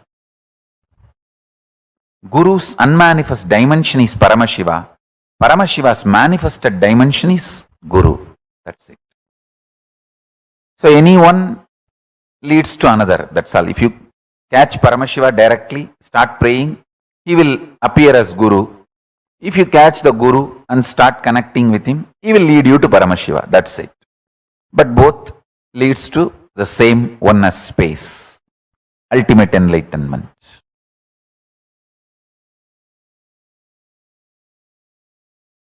Ishwaratva. 3 things I want to tell you. You guys have done the best thing for sitting for this initiation. Whatever reason you chose this initiation, you have done the best thing. It may be lottery, Sukra's grace, luck, whatever you call it. Anything you have given up to sit for this initiation is worthy.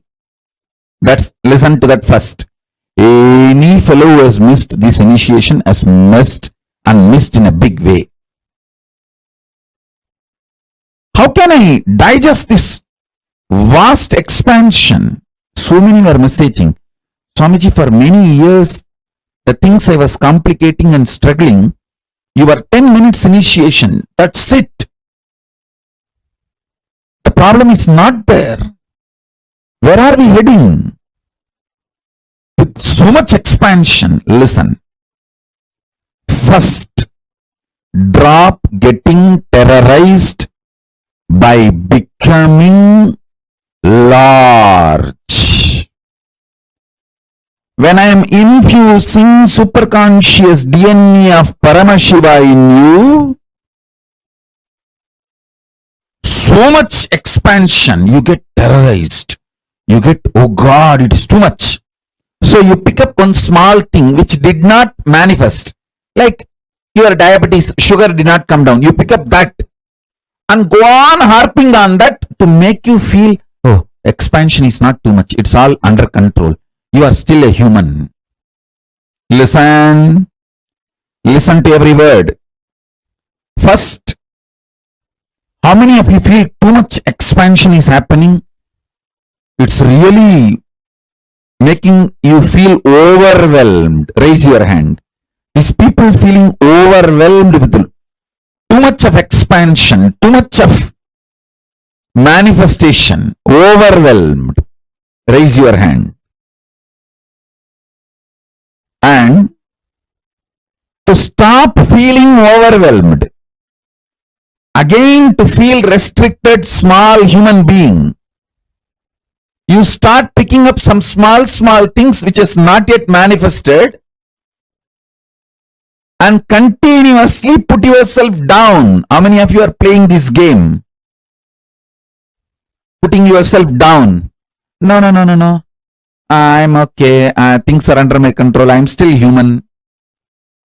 Let me not expand too much. Let me not lose my territory too much. Let me not lose my identity too much.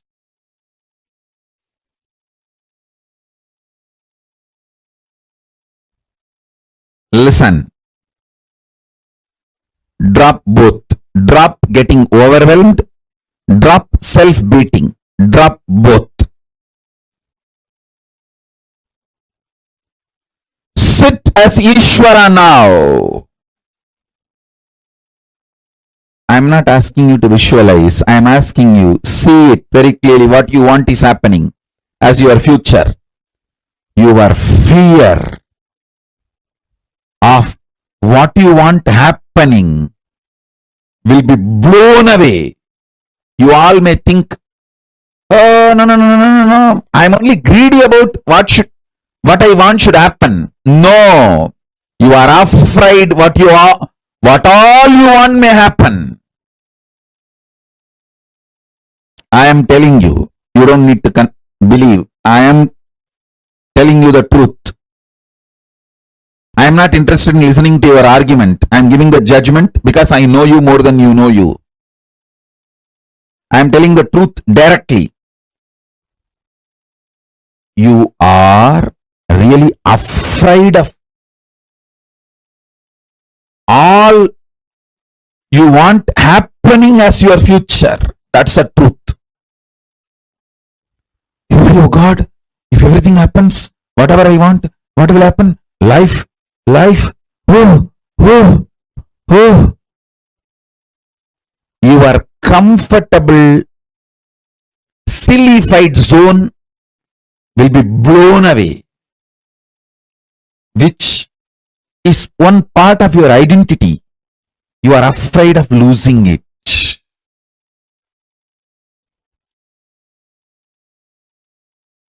Listen.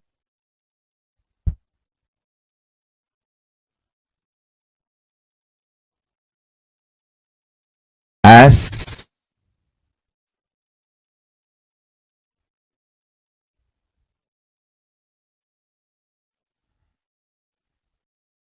a living manifestation, Paramavatara of Paramashiva, I initiate all of you into the superconscious mutation process of Ishwaratva. The superconscious DNA of Ishwaratva is now infused in all of you. Sit and receive it. Let it manifest. Then I'll guide you into the mutation process more. Oh, listen. I'm repeating again. I'm adding the Ishwaratva, superconscious DNA of Paramashiva. Ishwaratva means all powerful and manifesting whatever you want. The all powerful is Ishwaratva.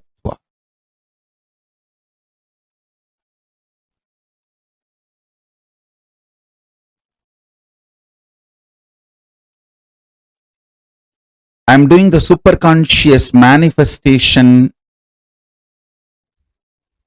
process, superconscious mutation process, by putting the Ishwaratva DNA of Paramashiva in you.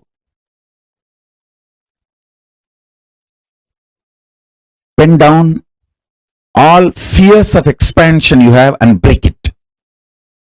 Pin down anything you want as a future and declare it is happening, it is manifesting. Drop the fear to manifest the future.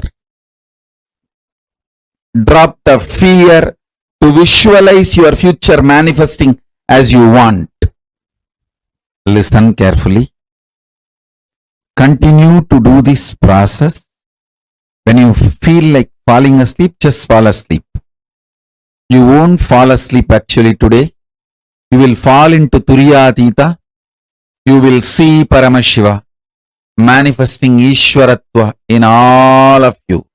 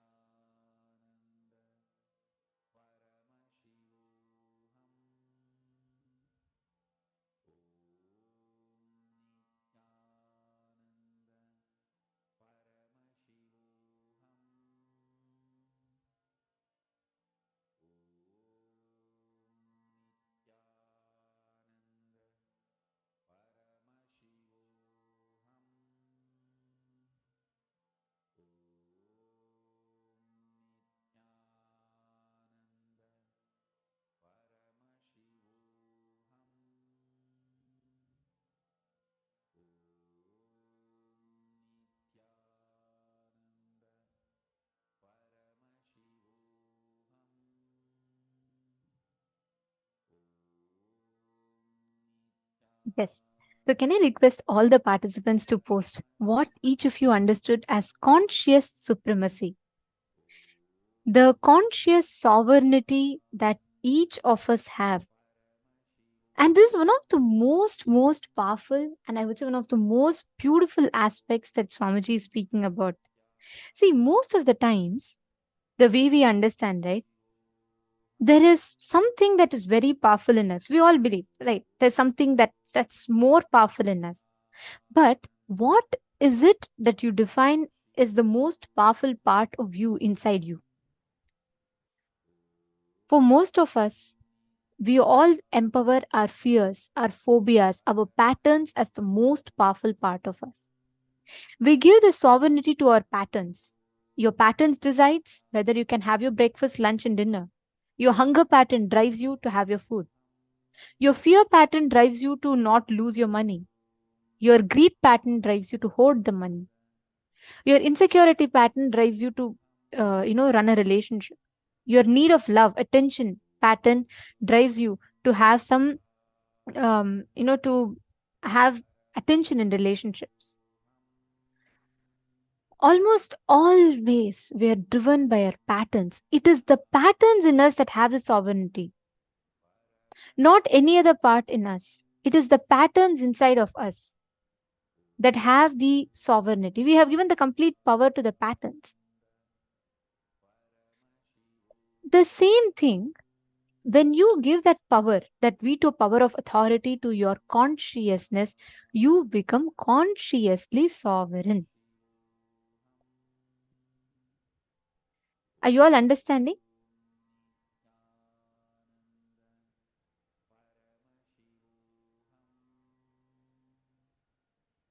Can I request each of you to post your understanding of conscious sovereignty? What, according to you, is conscious sovereignty? How do you understand that?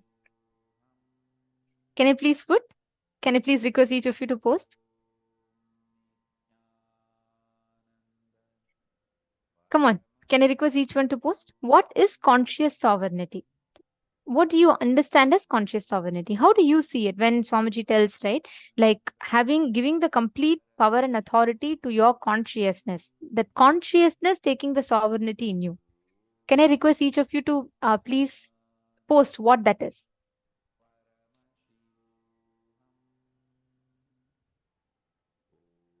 Jai Pavan Ji, Nithyanandam, Jai Pavan Aya.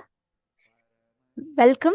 And I see your message. You will be having the darshan. Swamiji will be giving the darshan today. At that time, you can ask any prayers or boons that you want. Directly, Swamiji himself will bless you. So you're here in the right time. But today evening, New York time, we will be having the darshan. So please stay tuned with us and you will be receiving the blessings and darshan from Swamiji. Yes. Okay. Now, to every one of you, see, please understand, you giving the complete power, consciousness, conscious supremacy is what?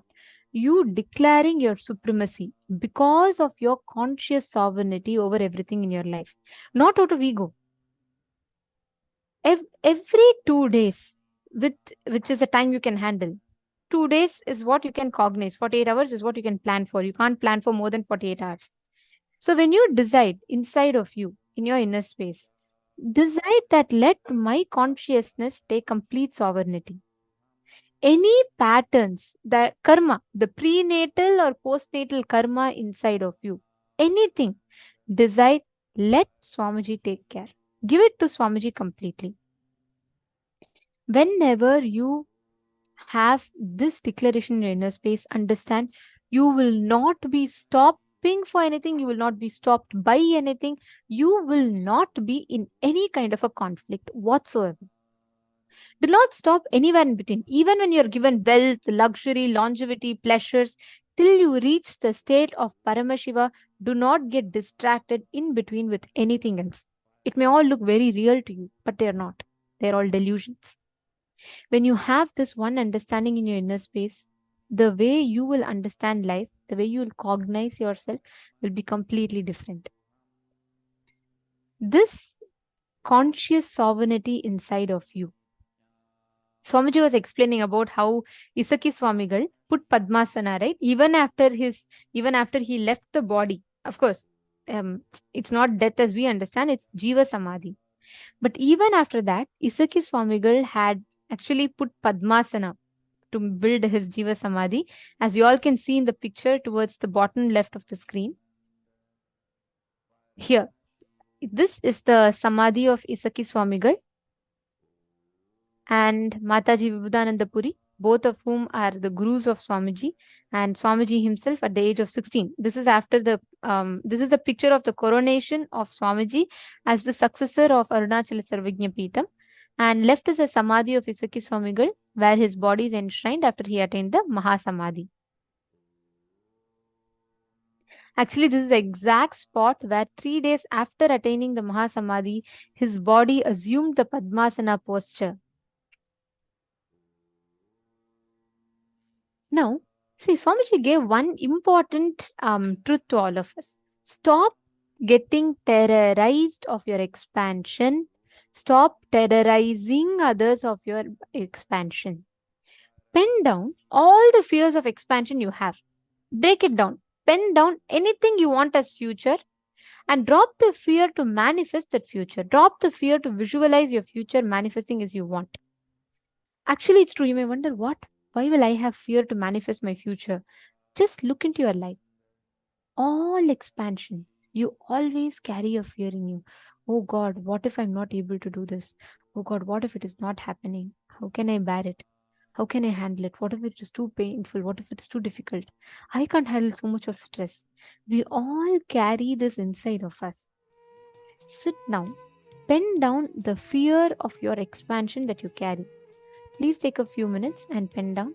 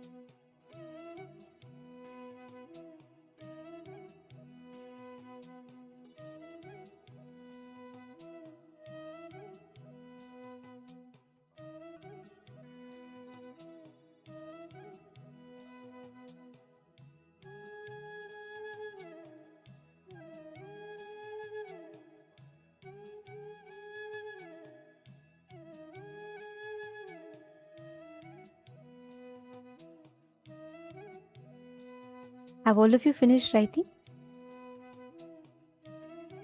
Have all of you written down the areas where you have fear of expanding or fear of expansion? Okay.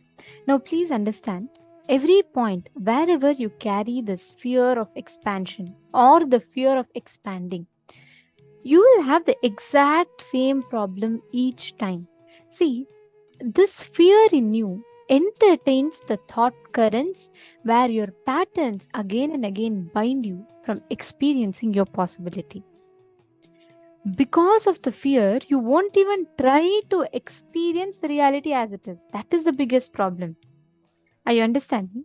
If you realize, see, there is one part of me which is having all these patterns true, but there is also a part of me which is consciousness, which is supreme, which is much, much more powerful than any of these attributes or aspects. That one thing, if you understand, you will realize, you will start manifesting that space, that existence is Paramashiva. And that is what all of us are going to be manifesting today. The conscious sovereignty is nothing but you just recognizing, even if you recognize the part of you inside you which is carrying it, right? You will start understanding. The problem is only you have to make sure you're recognizing the part of you which is consciousness, which is consciously sovereign.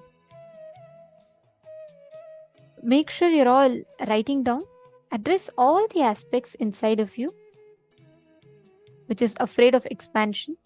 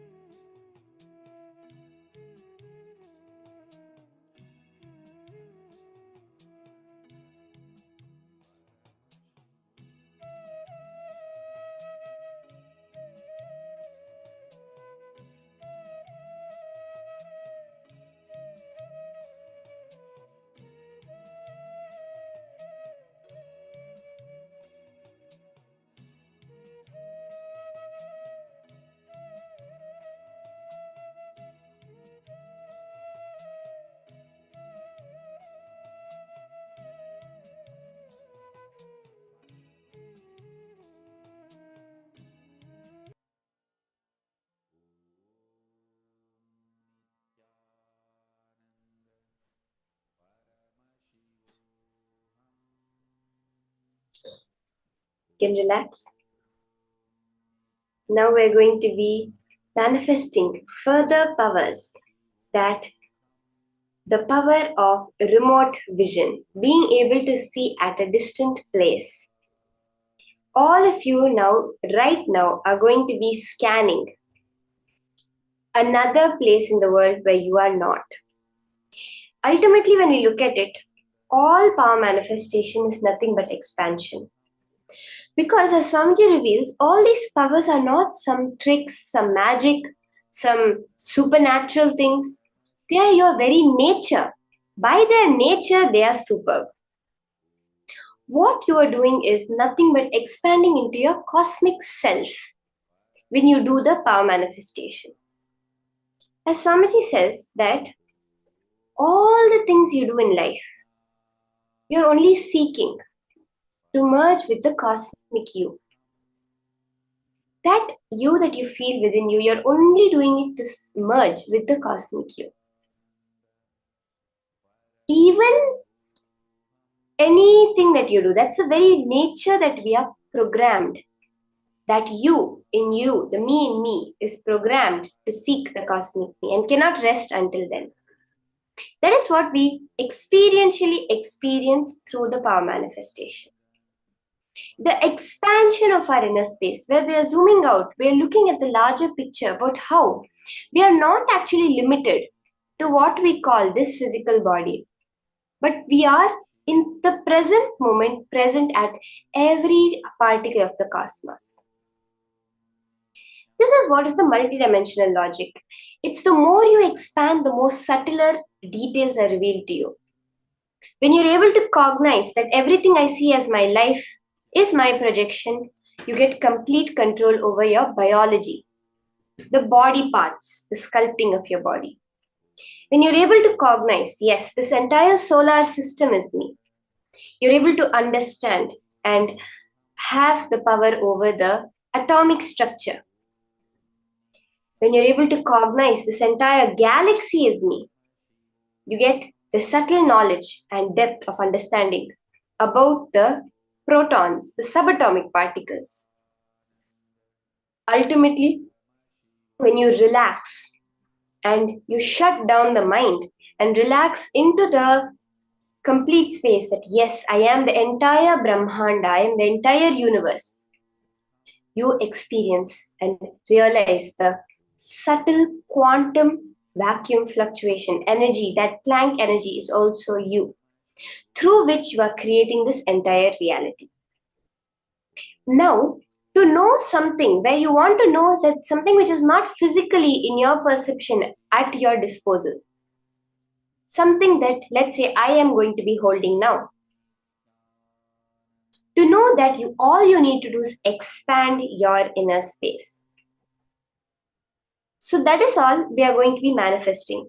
And just now we completed with that fear, that subtle fear we all hold for expansion. That is what is going to now manifest as this power of remote vision, where you just know the entire cosmos. Are we ready? Let's start. I have kept an object in front of me right now. All of you are going to be scanning what exactly that object is. Right now, I have a particular object in front of me.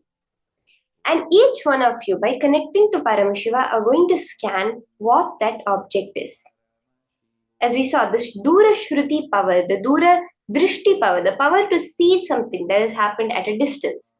Now, some of you are in India, some of you are in the US, some of you are in Europe, but all of you, each and every one of you, are going to be scanning and telling exactly right now what is the object I have kept in front of me. Okay? You can do it if you connect to the power of mind reading. You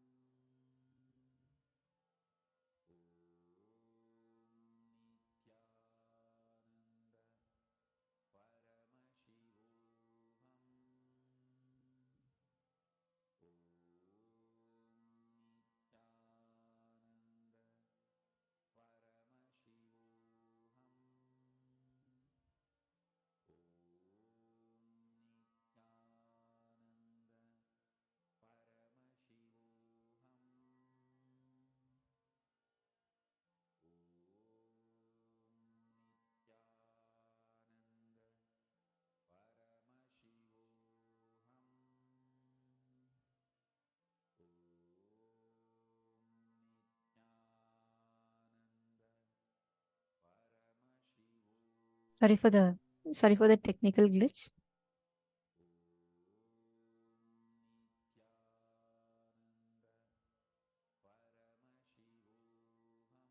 Yes. Looks there was a small the gap where you all lost the audio of Ma Shambhava. So basically, what she was explaining was about the power of being able to see remote distances. Understand? Swamiji explains when you find out that conscious sovereignty in you, right? That effulgence in you, Lingodbhava in you, you start manifesting the ability to see any distance that you want. You start manifesting the ability to connect any remote distances or even the remotest corner of people's minds. See, consciousness is all pervading, it is existing everywhere. As much as you can see me, my skin, and my whole body, same clarity, you will be able to experience consciousness. But it is just that we constantly limit. We are afraid of expanding. We are afraid of going into that unknown. We don't even try to experience that in life. When you connect that consciousness which pervades everything, that same consciousness only is pervading this universe. That same consciousness is only pervading every object, everything that you see. Now, with your one decision, you can manifest this power of being able to scan, identify any place of your choice. You will be able to precisely scan any place. You can connect to any of your friends and ask them to give you any place that they want. You will be able to scan and describe it in complete details. You will be able to see it in full details. Are you all understanding? Can you all now connect to a partner? That partner can give you any place that they want.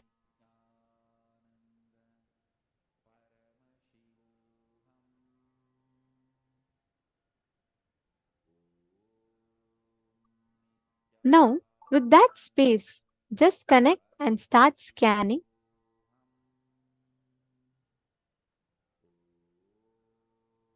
Even they can keep an object that they have. Any object that they have, they can keep. Just sit now with this decision. Intensely decide to manifest as Bhagavan Lingodbhava, that conscious supremacy, the conscious sovereignty.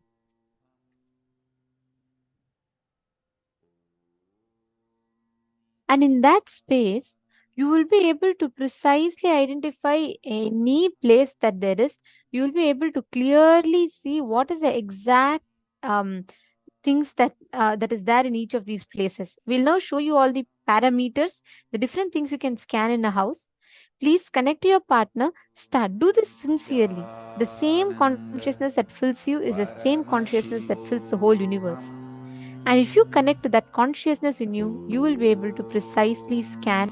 Nithyananda Paramashivoham. Om Nithyananda Paramashivoham. Om Nithyananda Paramashivoham. Om Nithyananda Paramashivoham. Om Nithyananda Paramashivoham. Om Nithyananda Paramashivoham.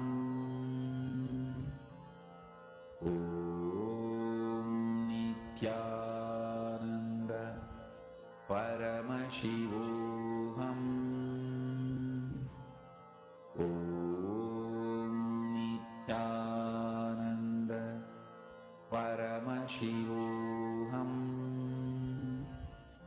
Om Nithyananda Paramashivoham. Om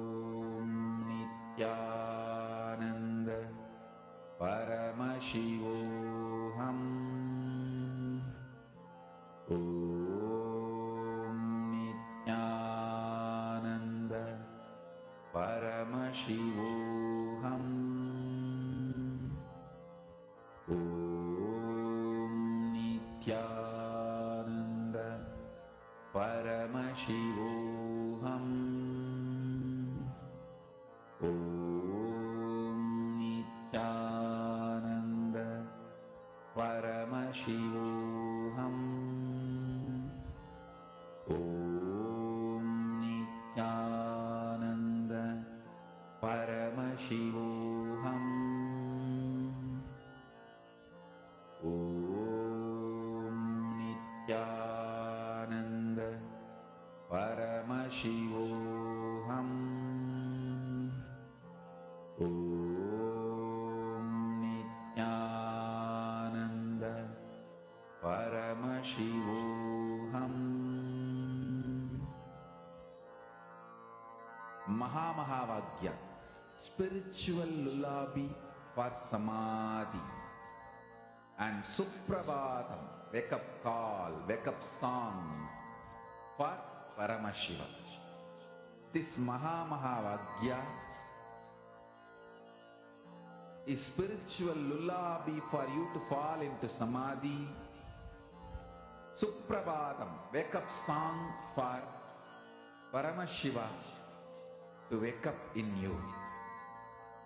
Just remember this one powerful cognition. This Mahavagya puts me in Samadhi. This is spiritual lullaby for Samadhi. And Suprabhatam, wake up song for Paramashiva in me. For Paramashiva to manifest.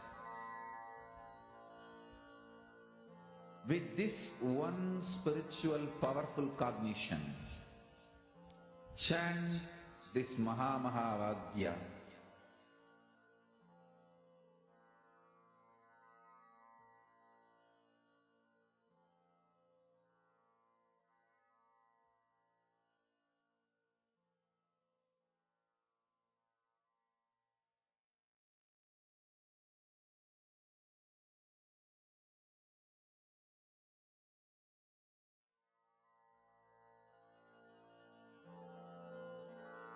Mahavagya, spiritual lullaby for Samadhi. And Suprabhatam, wake up call, wake up song for Paramashiva. For Paramashiva to manifest. With this one spiritual powerful cognition, chant this Mahavagya. Om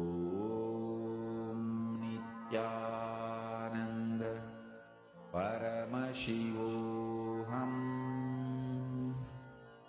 Om Nithyananda Paramashivoham. Om Nithyananda Paramashivoham.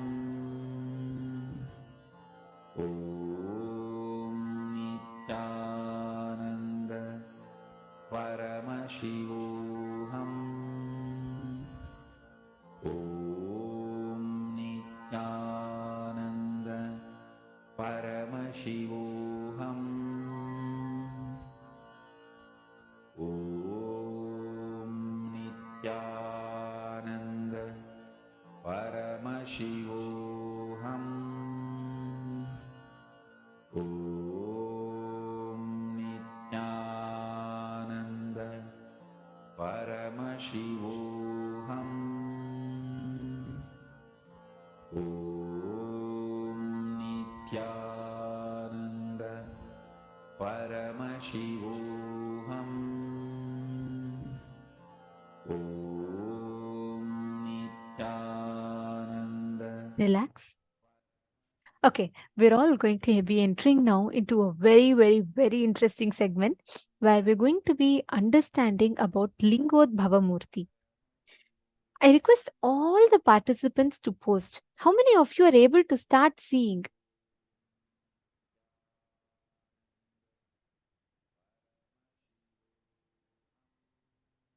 Shane Denisaya, don't worry. See, what I would say is keep manifesting. I see Arjun Ravishankar is constantly trying to describe he's doing it. See, it doesn't matter. You may not be right on the first dot or the first attempt. I will say not just the first attempt, even on the 20th attempt, you may not be right. It's okay. But don't come to the cognition. See, yesterday only we learned about super determinism, right?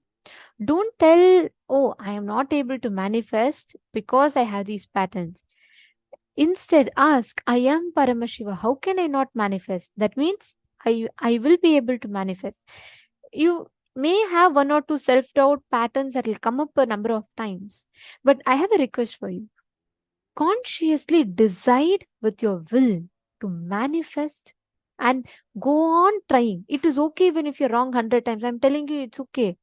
You try. You can just explain. You can always tell, this is what I'm seeing, this is the color, this is the form, this is the shape, this is the size. That's okay. But go on describing. Never give up that. And I'll challenge you, Aya, within the next just that 11 days or 9 days that's left, you'll be able to start manifesting. The whole click is this. If you show your pattern how powerful your conscious supremacy is, the pattern will leave. If you show yourself that pattern is big, then you will forget your own conscious existence. Understanding? So now, let us all enter into the next session where we learn about Lingodbhava Murti.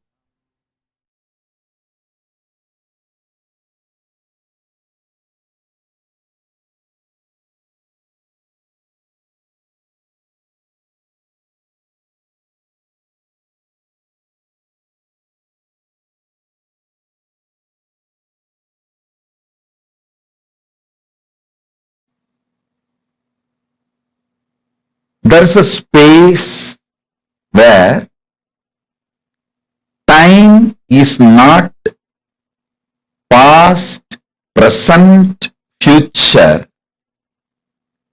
It is just ease. The pure easiness forms the basis of existence of time. In that time, which is only ease, there is no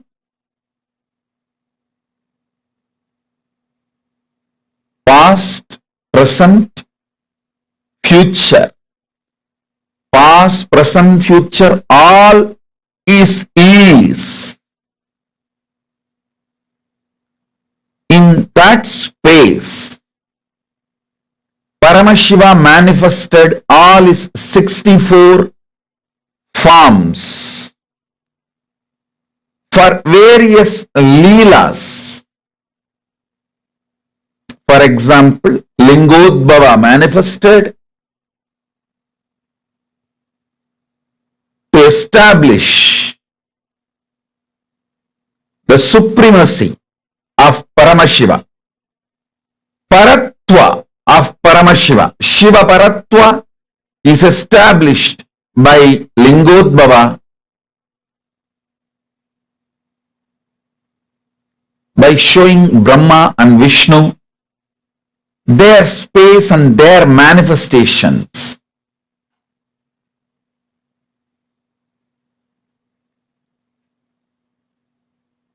Listen. But the Lingodbhava can never be called as was. At that time, Lingodbhava manifested. You can't say Lingodbhava is.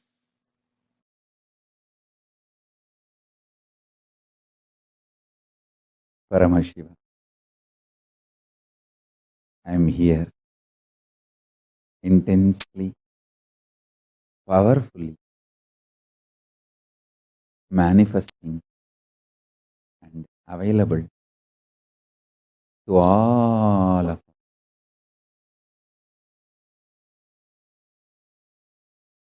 Eternally radiating my own bliss from the Nishkala Swarupa, the space of Nishkala and Nirvikalpa, manifesting myself and extending, expanding as everything. I am here, available to everyone.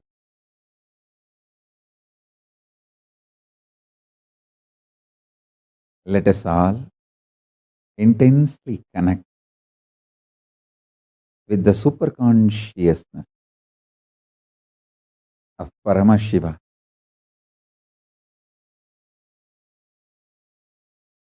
Settle down, start listening intensely. I will open my very core, my very being to all of you through these powerful cognitions, understandings.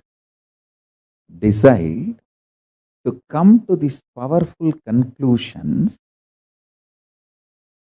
along with me. Mahashivaratri is manifestation of me from my Nirvikalpa Nishkala Swarupa into this everything that exists. From my Nishkala Swarupa, I manifested as everything that exists. This Shivaratri is celebrated. This Shivaratri is observed, celebrated to celebrate my manifestation from Nishkala Swarupa and everything exists. From my pure formlessness, unclutched Nishkala Swarupa space, I manifested and continue to manifest everything that exists.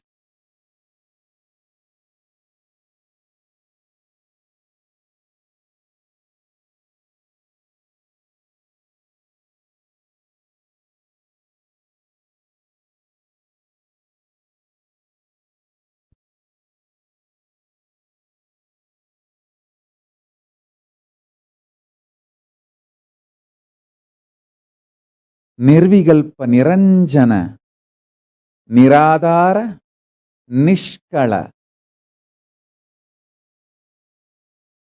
Swarupa. From that space, I manifested as everything that exists.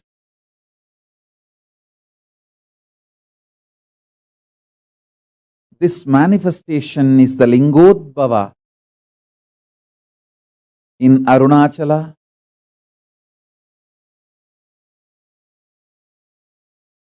This is the day. Again and again, I am intensely available for every one of you to experience the state of Paramashiva, pure, unclutched state, the space of Paramashiva, where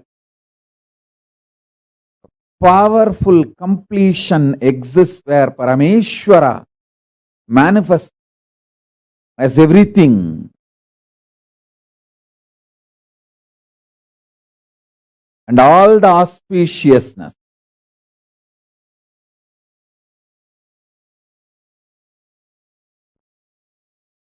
the powers of Paramashiva manifest as Parashakti,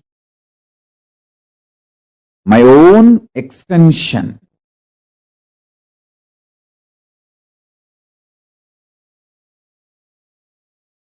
Being of Paramashiva, alive, living entity. Understand?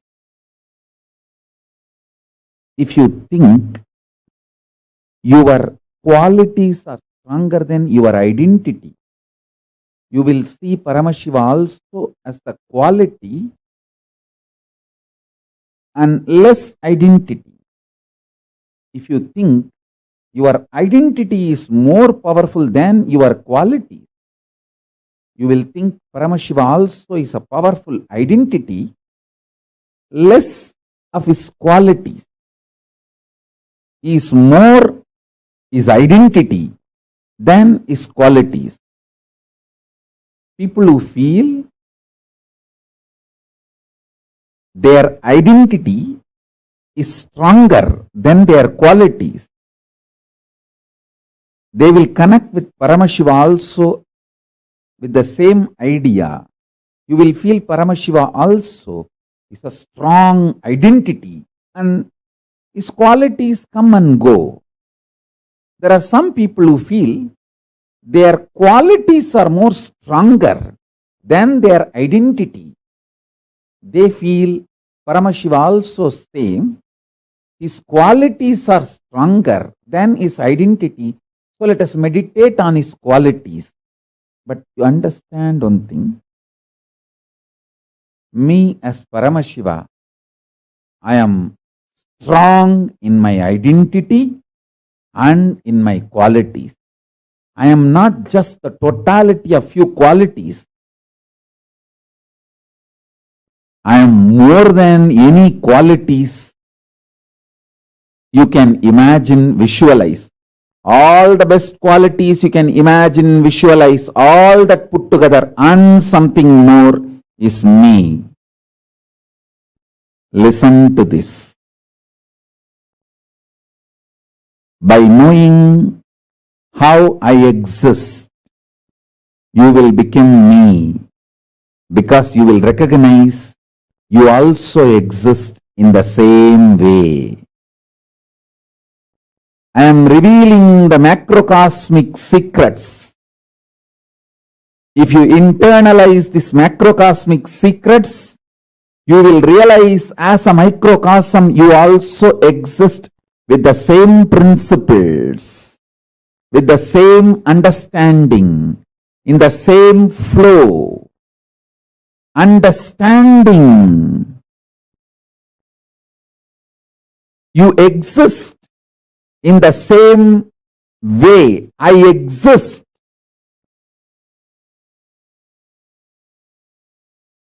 You will be liberated. You will be liberated.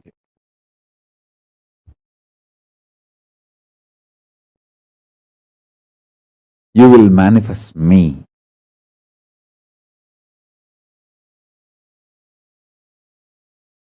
Paramashiva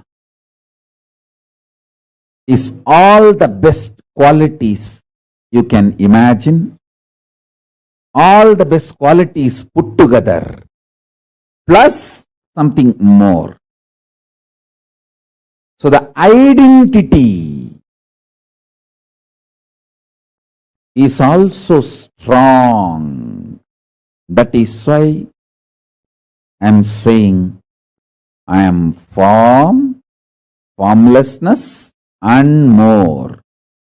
I have an identity, I have being, I have all the Ananta Kalyana gunas, all the qualities, and more.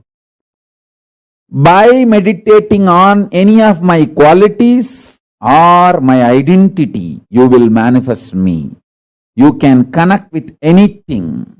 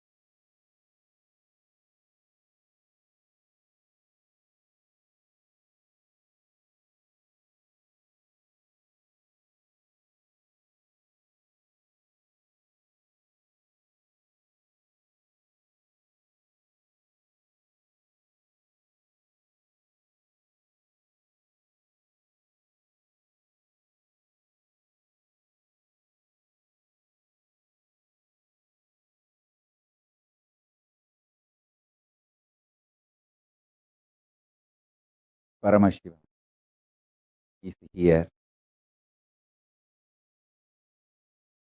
manifesting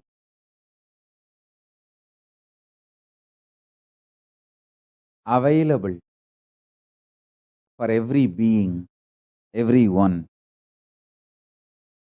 Listen intensely. By internalizing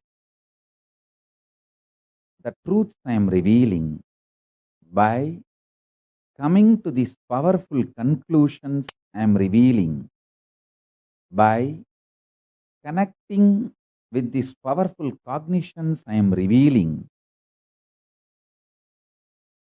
you will realize your Paramashivatva. This great macrocosmic secrets I am revealing, by internalizing them, you will realize your microcosm also functions in the same quality and principle. To understand, Paramashiva, I am form, formless, identity, and all the auspicious qualities. Some people say, I am embodiment of quality. Some people say, I am a form. If you feel you are just embodiment of certain qualities, you will connect with me as embodiment of some quality. If you feel you are an identity, you will connect with me also as an identity. If you feel you have form, you will connect with me as a form. Understand, in reality, I am formless and I have forms, and I am a powerful identity, powerful being, powerful auspicious qualities. I have everything as my expression, as me. If you connect to any of my auspicious quality, you will reach me. If you connect to my forms, you will reach me. If you connect to my being, you will reach me. If you connect my existence, you will reach me. Shivaratri, Mahashivaratri, this is the time I manifested from timelessness into time. So this is the beginning of time. This is the beginning of form. From my formlessness, I manifested as form. From my timelessness, I manifested as time. From my timelessness, I manifested as time. From my formlessness, I manifested as form. So this is the beginning of everything that exists. My creation aspect, Srishti, creation aspect, understand? My creation aspect, Srishti, the manifestation aspect.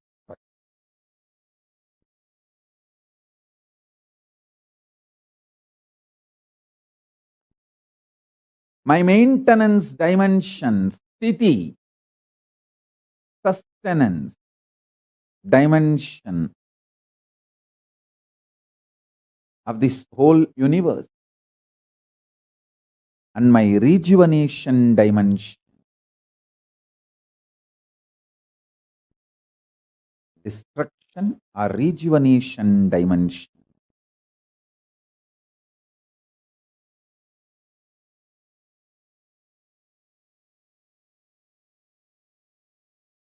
This destruction and rejuvenation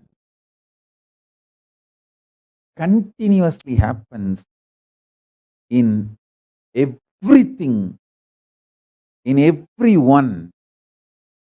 That is the way life functions.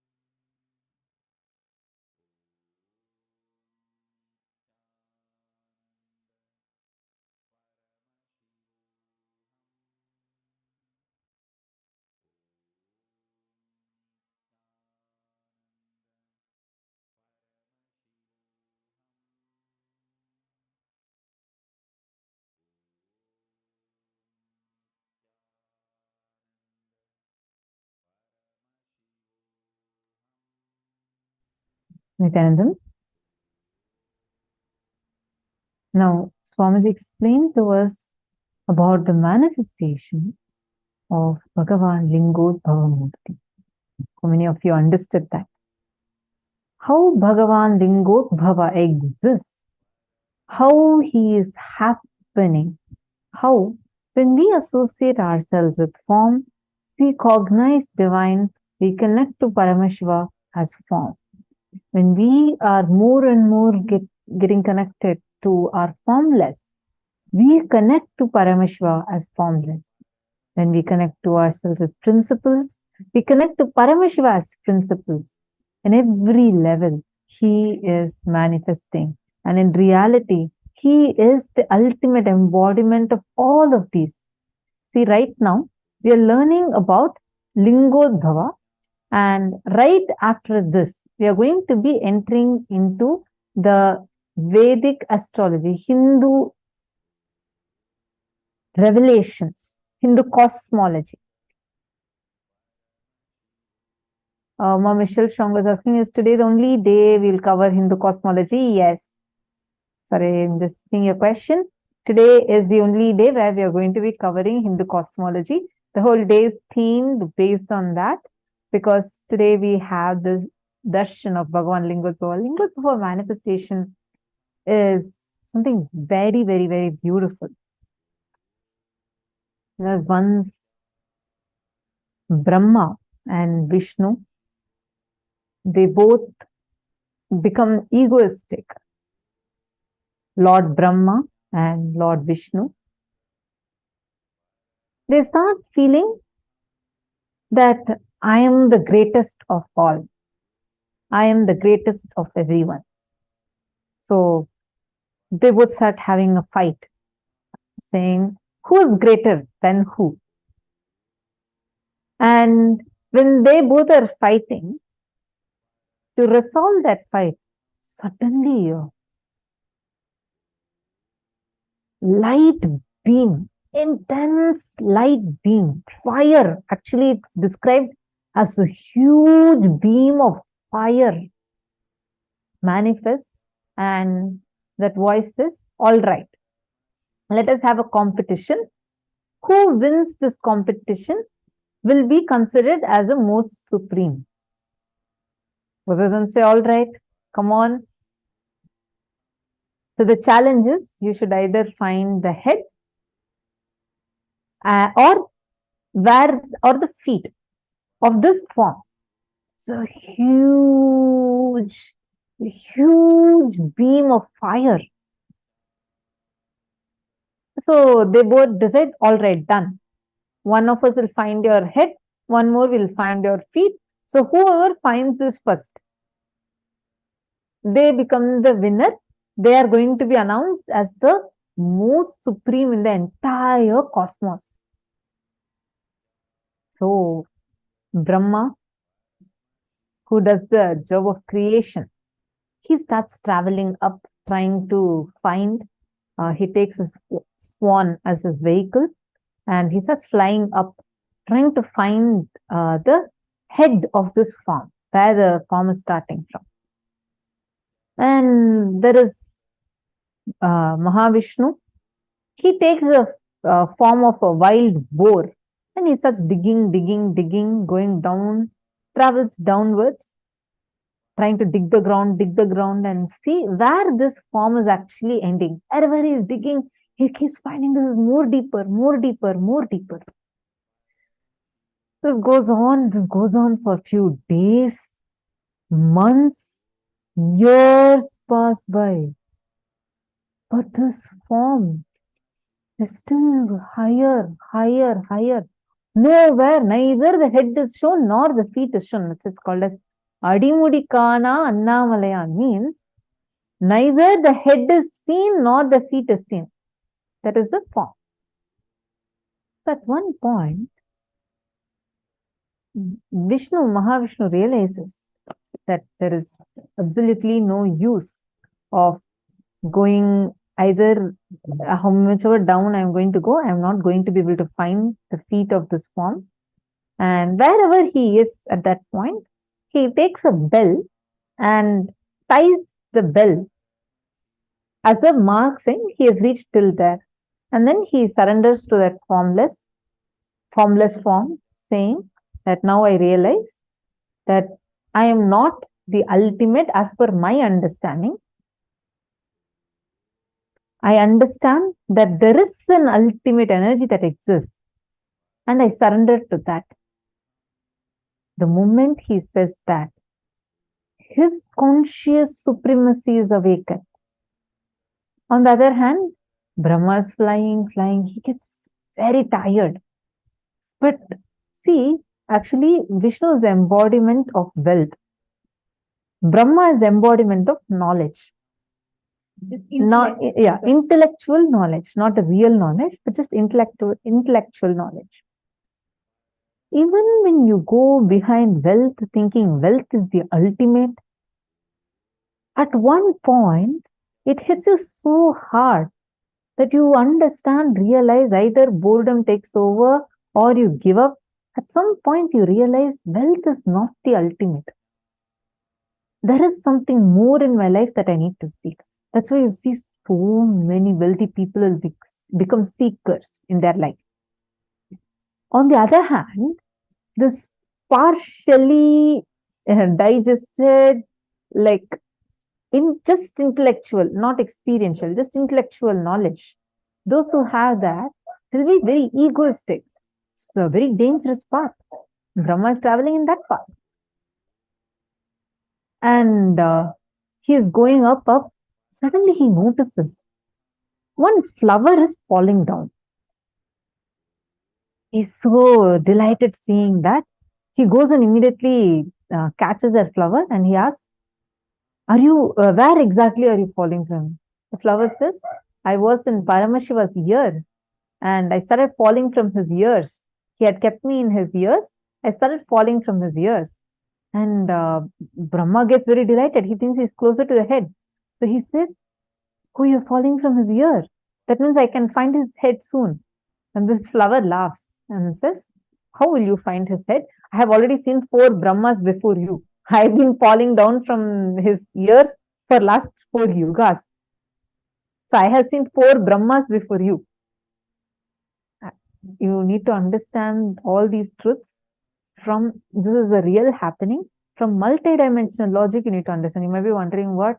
I thought 1 Brahma, what is this 4 Brahmas? You need to know a little bit more, because in Hinduism, we have every few yugas together is only the lifetime of Brahma. And every few yugas, once Brahma again appears, a new Brahma appears. Anyways, so this is what the flower tells.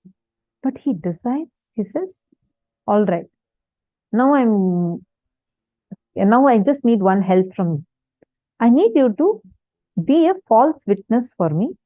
I want to go and tell this form that I have found you in his head. And you should say, yes, I found you in his head. This is a problem with partial knowledge. When you don't have the complete knowledge and just get stuck with intellectual knowledge, what happens to you? That's what happens to people who read, who keep reading some books, try their own techniques, but who don't have a guru in their life. And they never can actually experience it. They get stuck at this point and they get into this habit of spontaneous lying. So now Brahma and Vishnu both come to the form and say, first Vishnu says, I'm sorry, Lord. I realize now, I don't think I'm able to find your feet, and I surrender. I understand that you are the ultimate, and I surrender at your feet. Please bless me and enlighten me. On the other hand, Brahma laughs and says, you should surrender to me because I am the ultimate. Look, I found the head of this form and I got the flower as a witness, and laughs. Paramashiva just looks at Brahma. He appears in his form and looks at Brahma.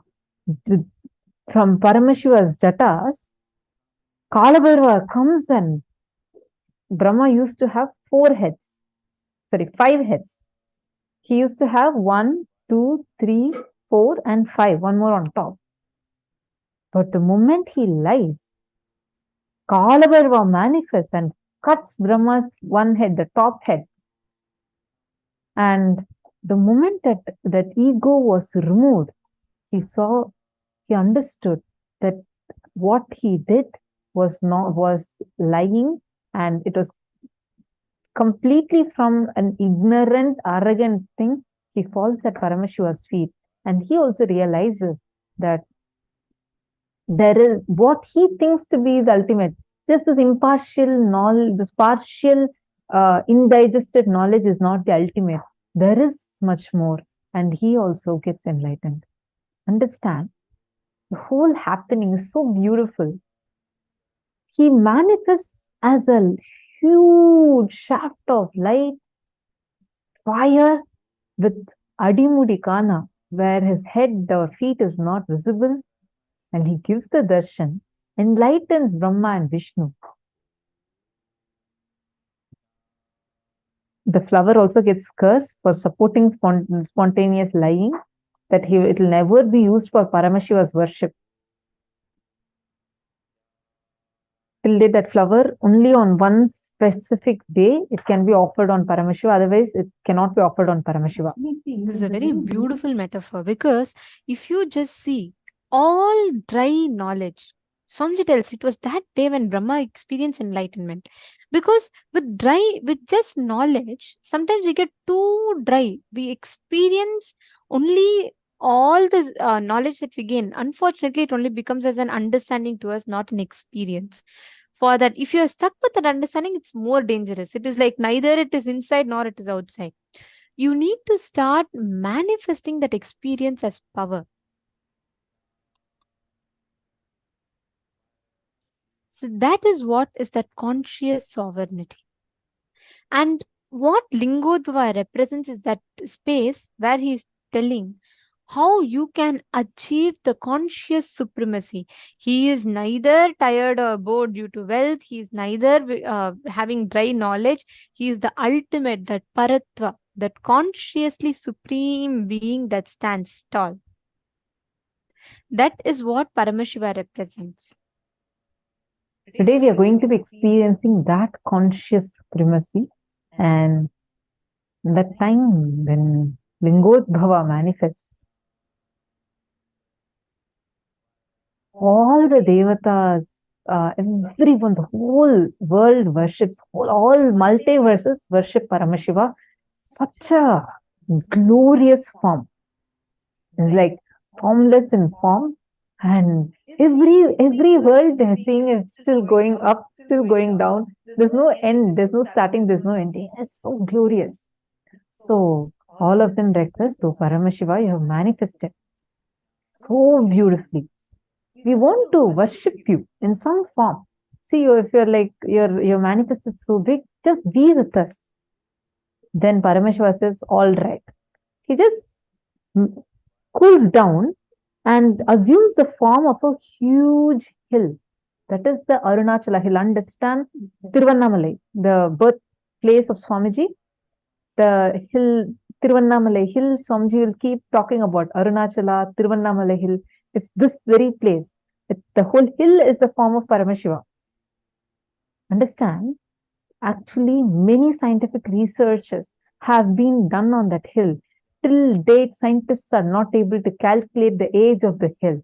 Whatever they are trying to identify, the very next research is showing it's much older than that. So they have not. You can Google and see.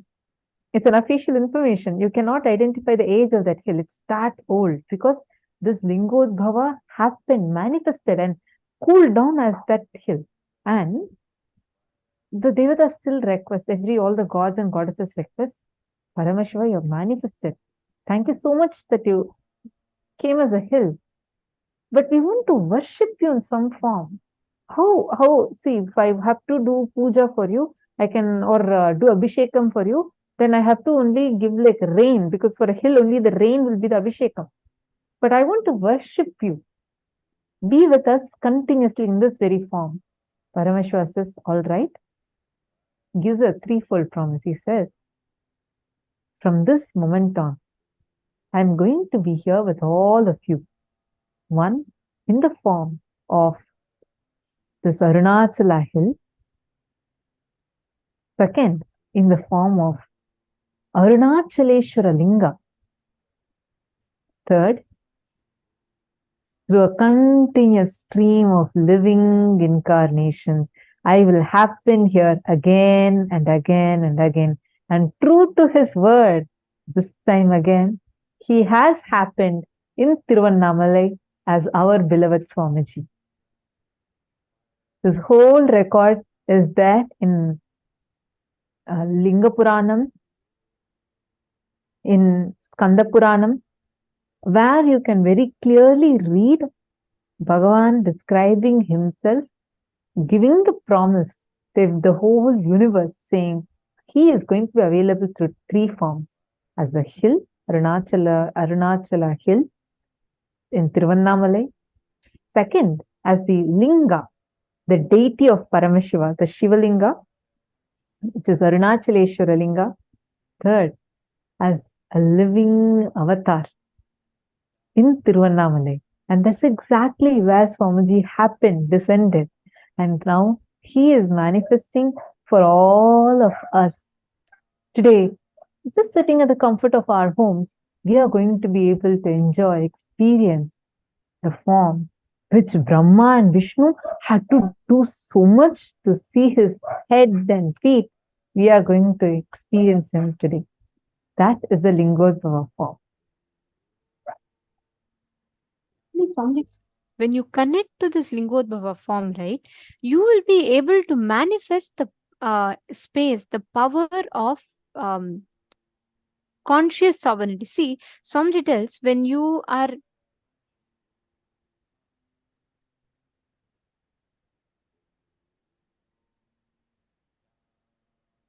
sorry for that.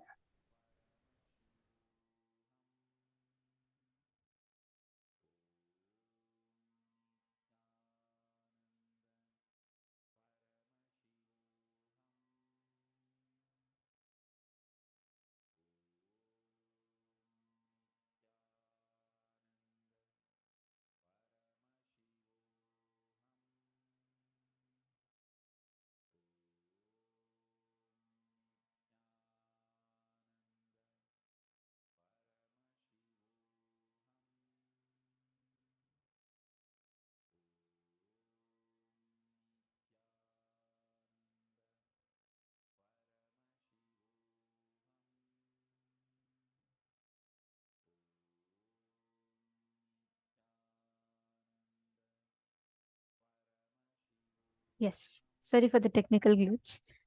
See, when you connect to this particular form of Paramashiva, you will experience your own part of you, which is all pervasive. You will experience how you are everywhere, and because you are everywhere, you will experience that Parama, that ultimate experience of you manifesting as Lingodbhava Murti. And that when you manifest that particular power, you will be able to see, have the power of clairvoyance, identifying any hidden treasures in people's minds, means the experiences that people have, being able to mind read people, and at the same time being able to identify anything that is happening far off, even alter your blood pressure, you will be able to do. So are we all ready? We're going to now enter into a very beautiful samyama, a process that Swamiji has given, through which you can start manifesting this. So can I request all the participants to please get a mirror for this particular process, please? Can I request all the participants to please get mirror?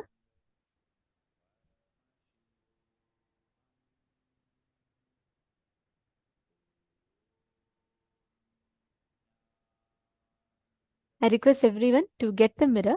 So this particular samyama, we are going to be manifesting the power of being able to, first we are going to experience that Lingodbhava, that effulgent light inside of us. So I request everyone to bring a mirror for this particular process.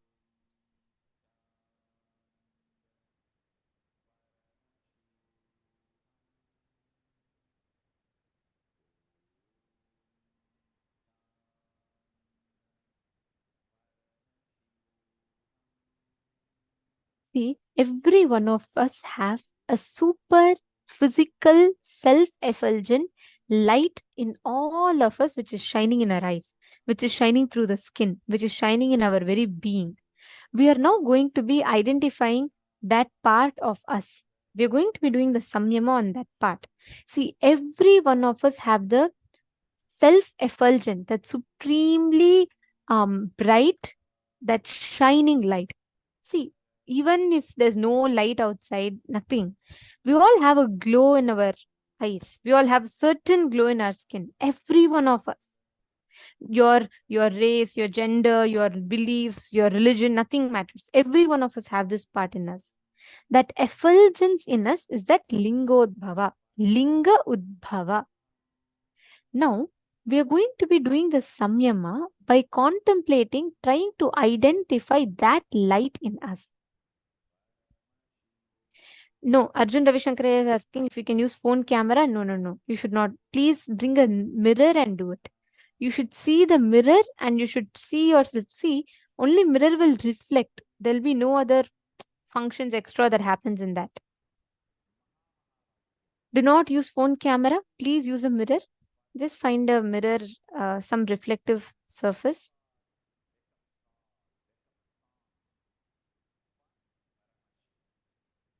Nithyanandam, FV. Nithyanandam. Could you put your full name, please?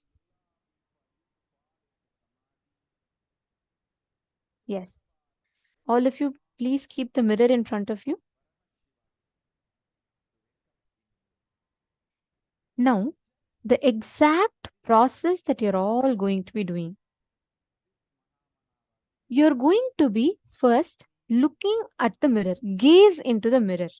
Your eyes should lock to yourself in the mirror. Sit in front of the mirror and gaze at your own reflection. Just gaze at you. Don't look at the mirror and say, oh, I think my lipstick is a little less. Don't look at yourself and get distracted. You're going to only see the reflection in a very unclutched way. You're just going to look at yourself and keep looking at the form, gazing at your form until a point you will all see this. Every one of you will notice this. Suddenly you will see that your form disappears and you will only see like a unclear ball of kind of a light.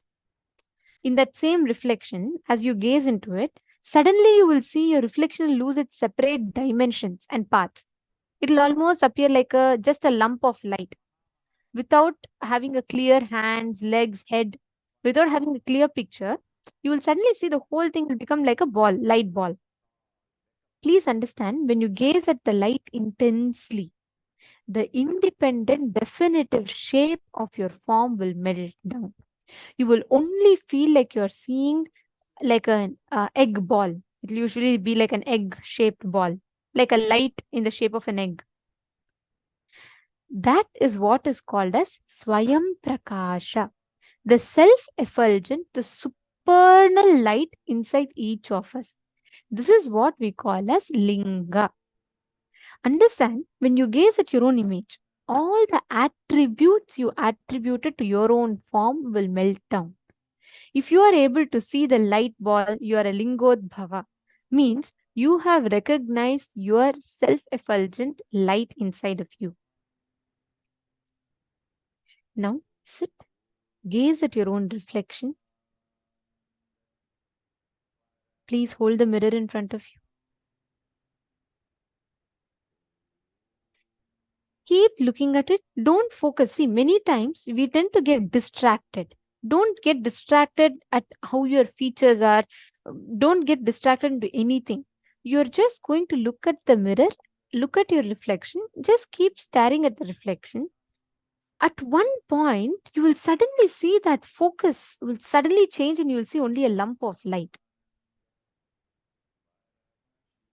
Please start. Gaze at the mirror. Paramashivoham. Om Nithyananda Paramashivoham. Om Nithyananda And just see the mirror Paramashivoham. in the most unclutched form. Gaze at it. Look at your own reflection up until the point where your whole form disappears and you just see an egg-shaped light ball. Paramashivoham. Om Nithyananda Keep looking at your own form. Gaze intensely at your form.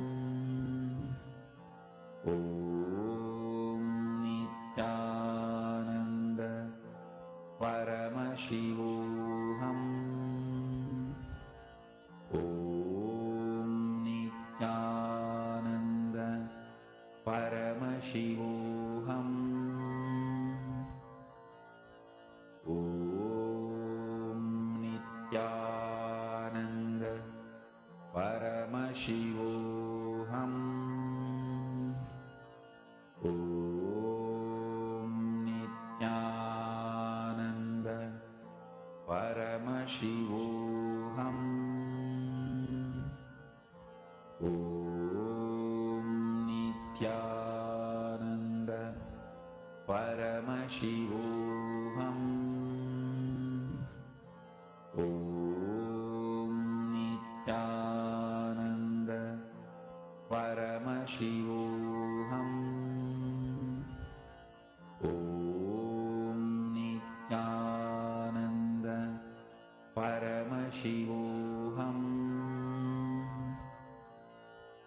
Om Nithyananda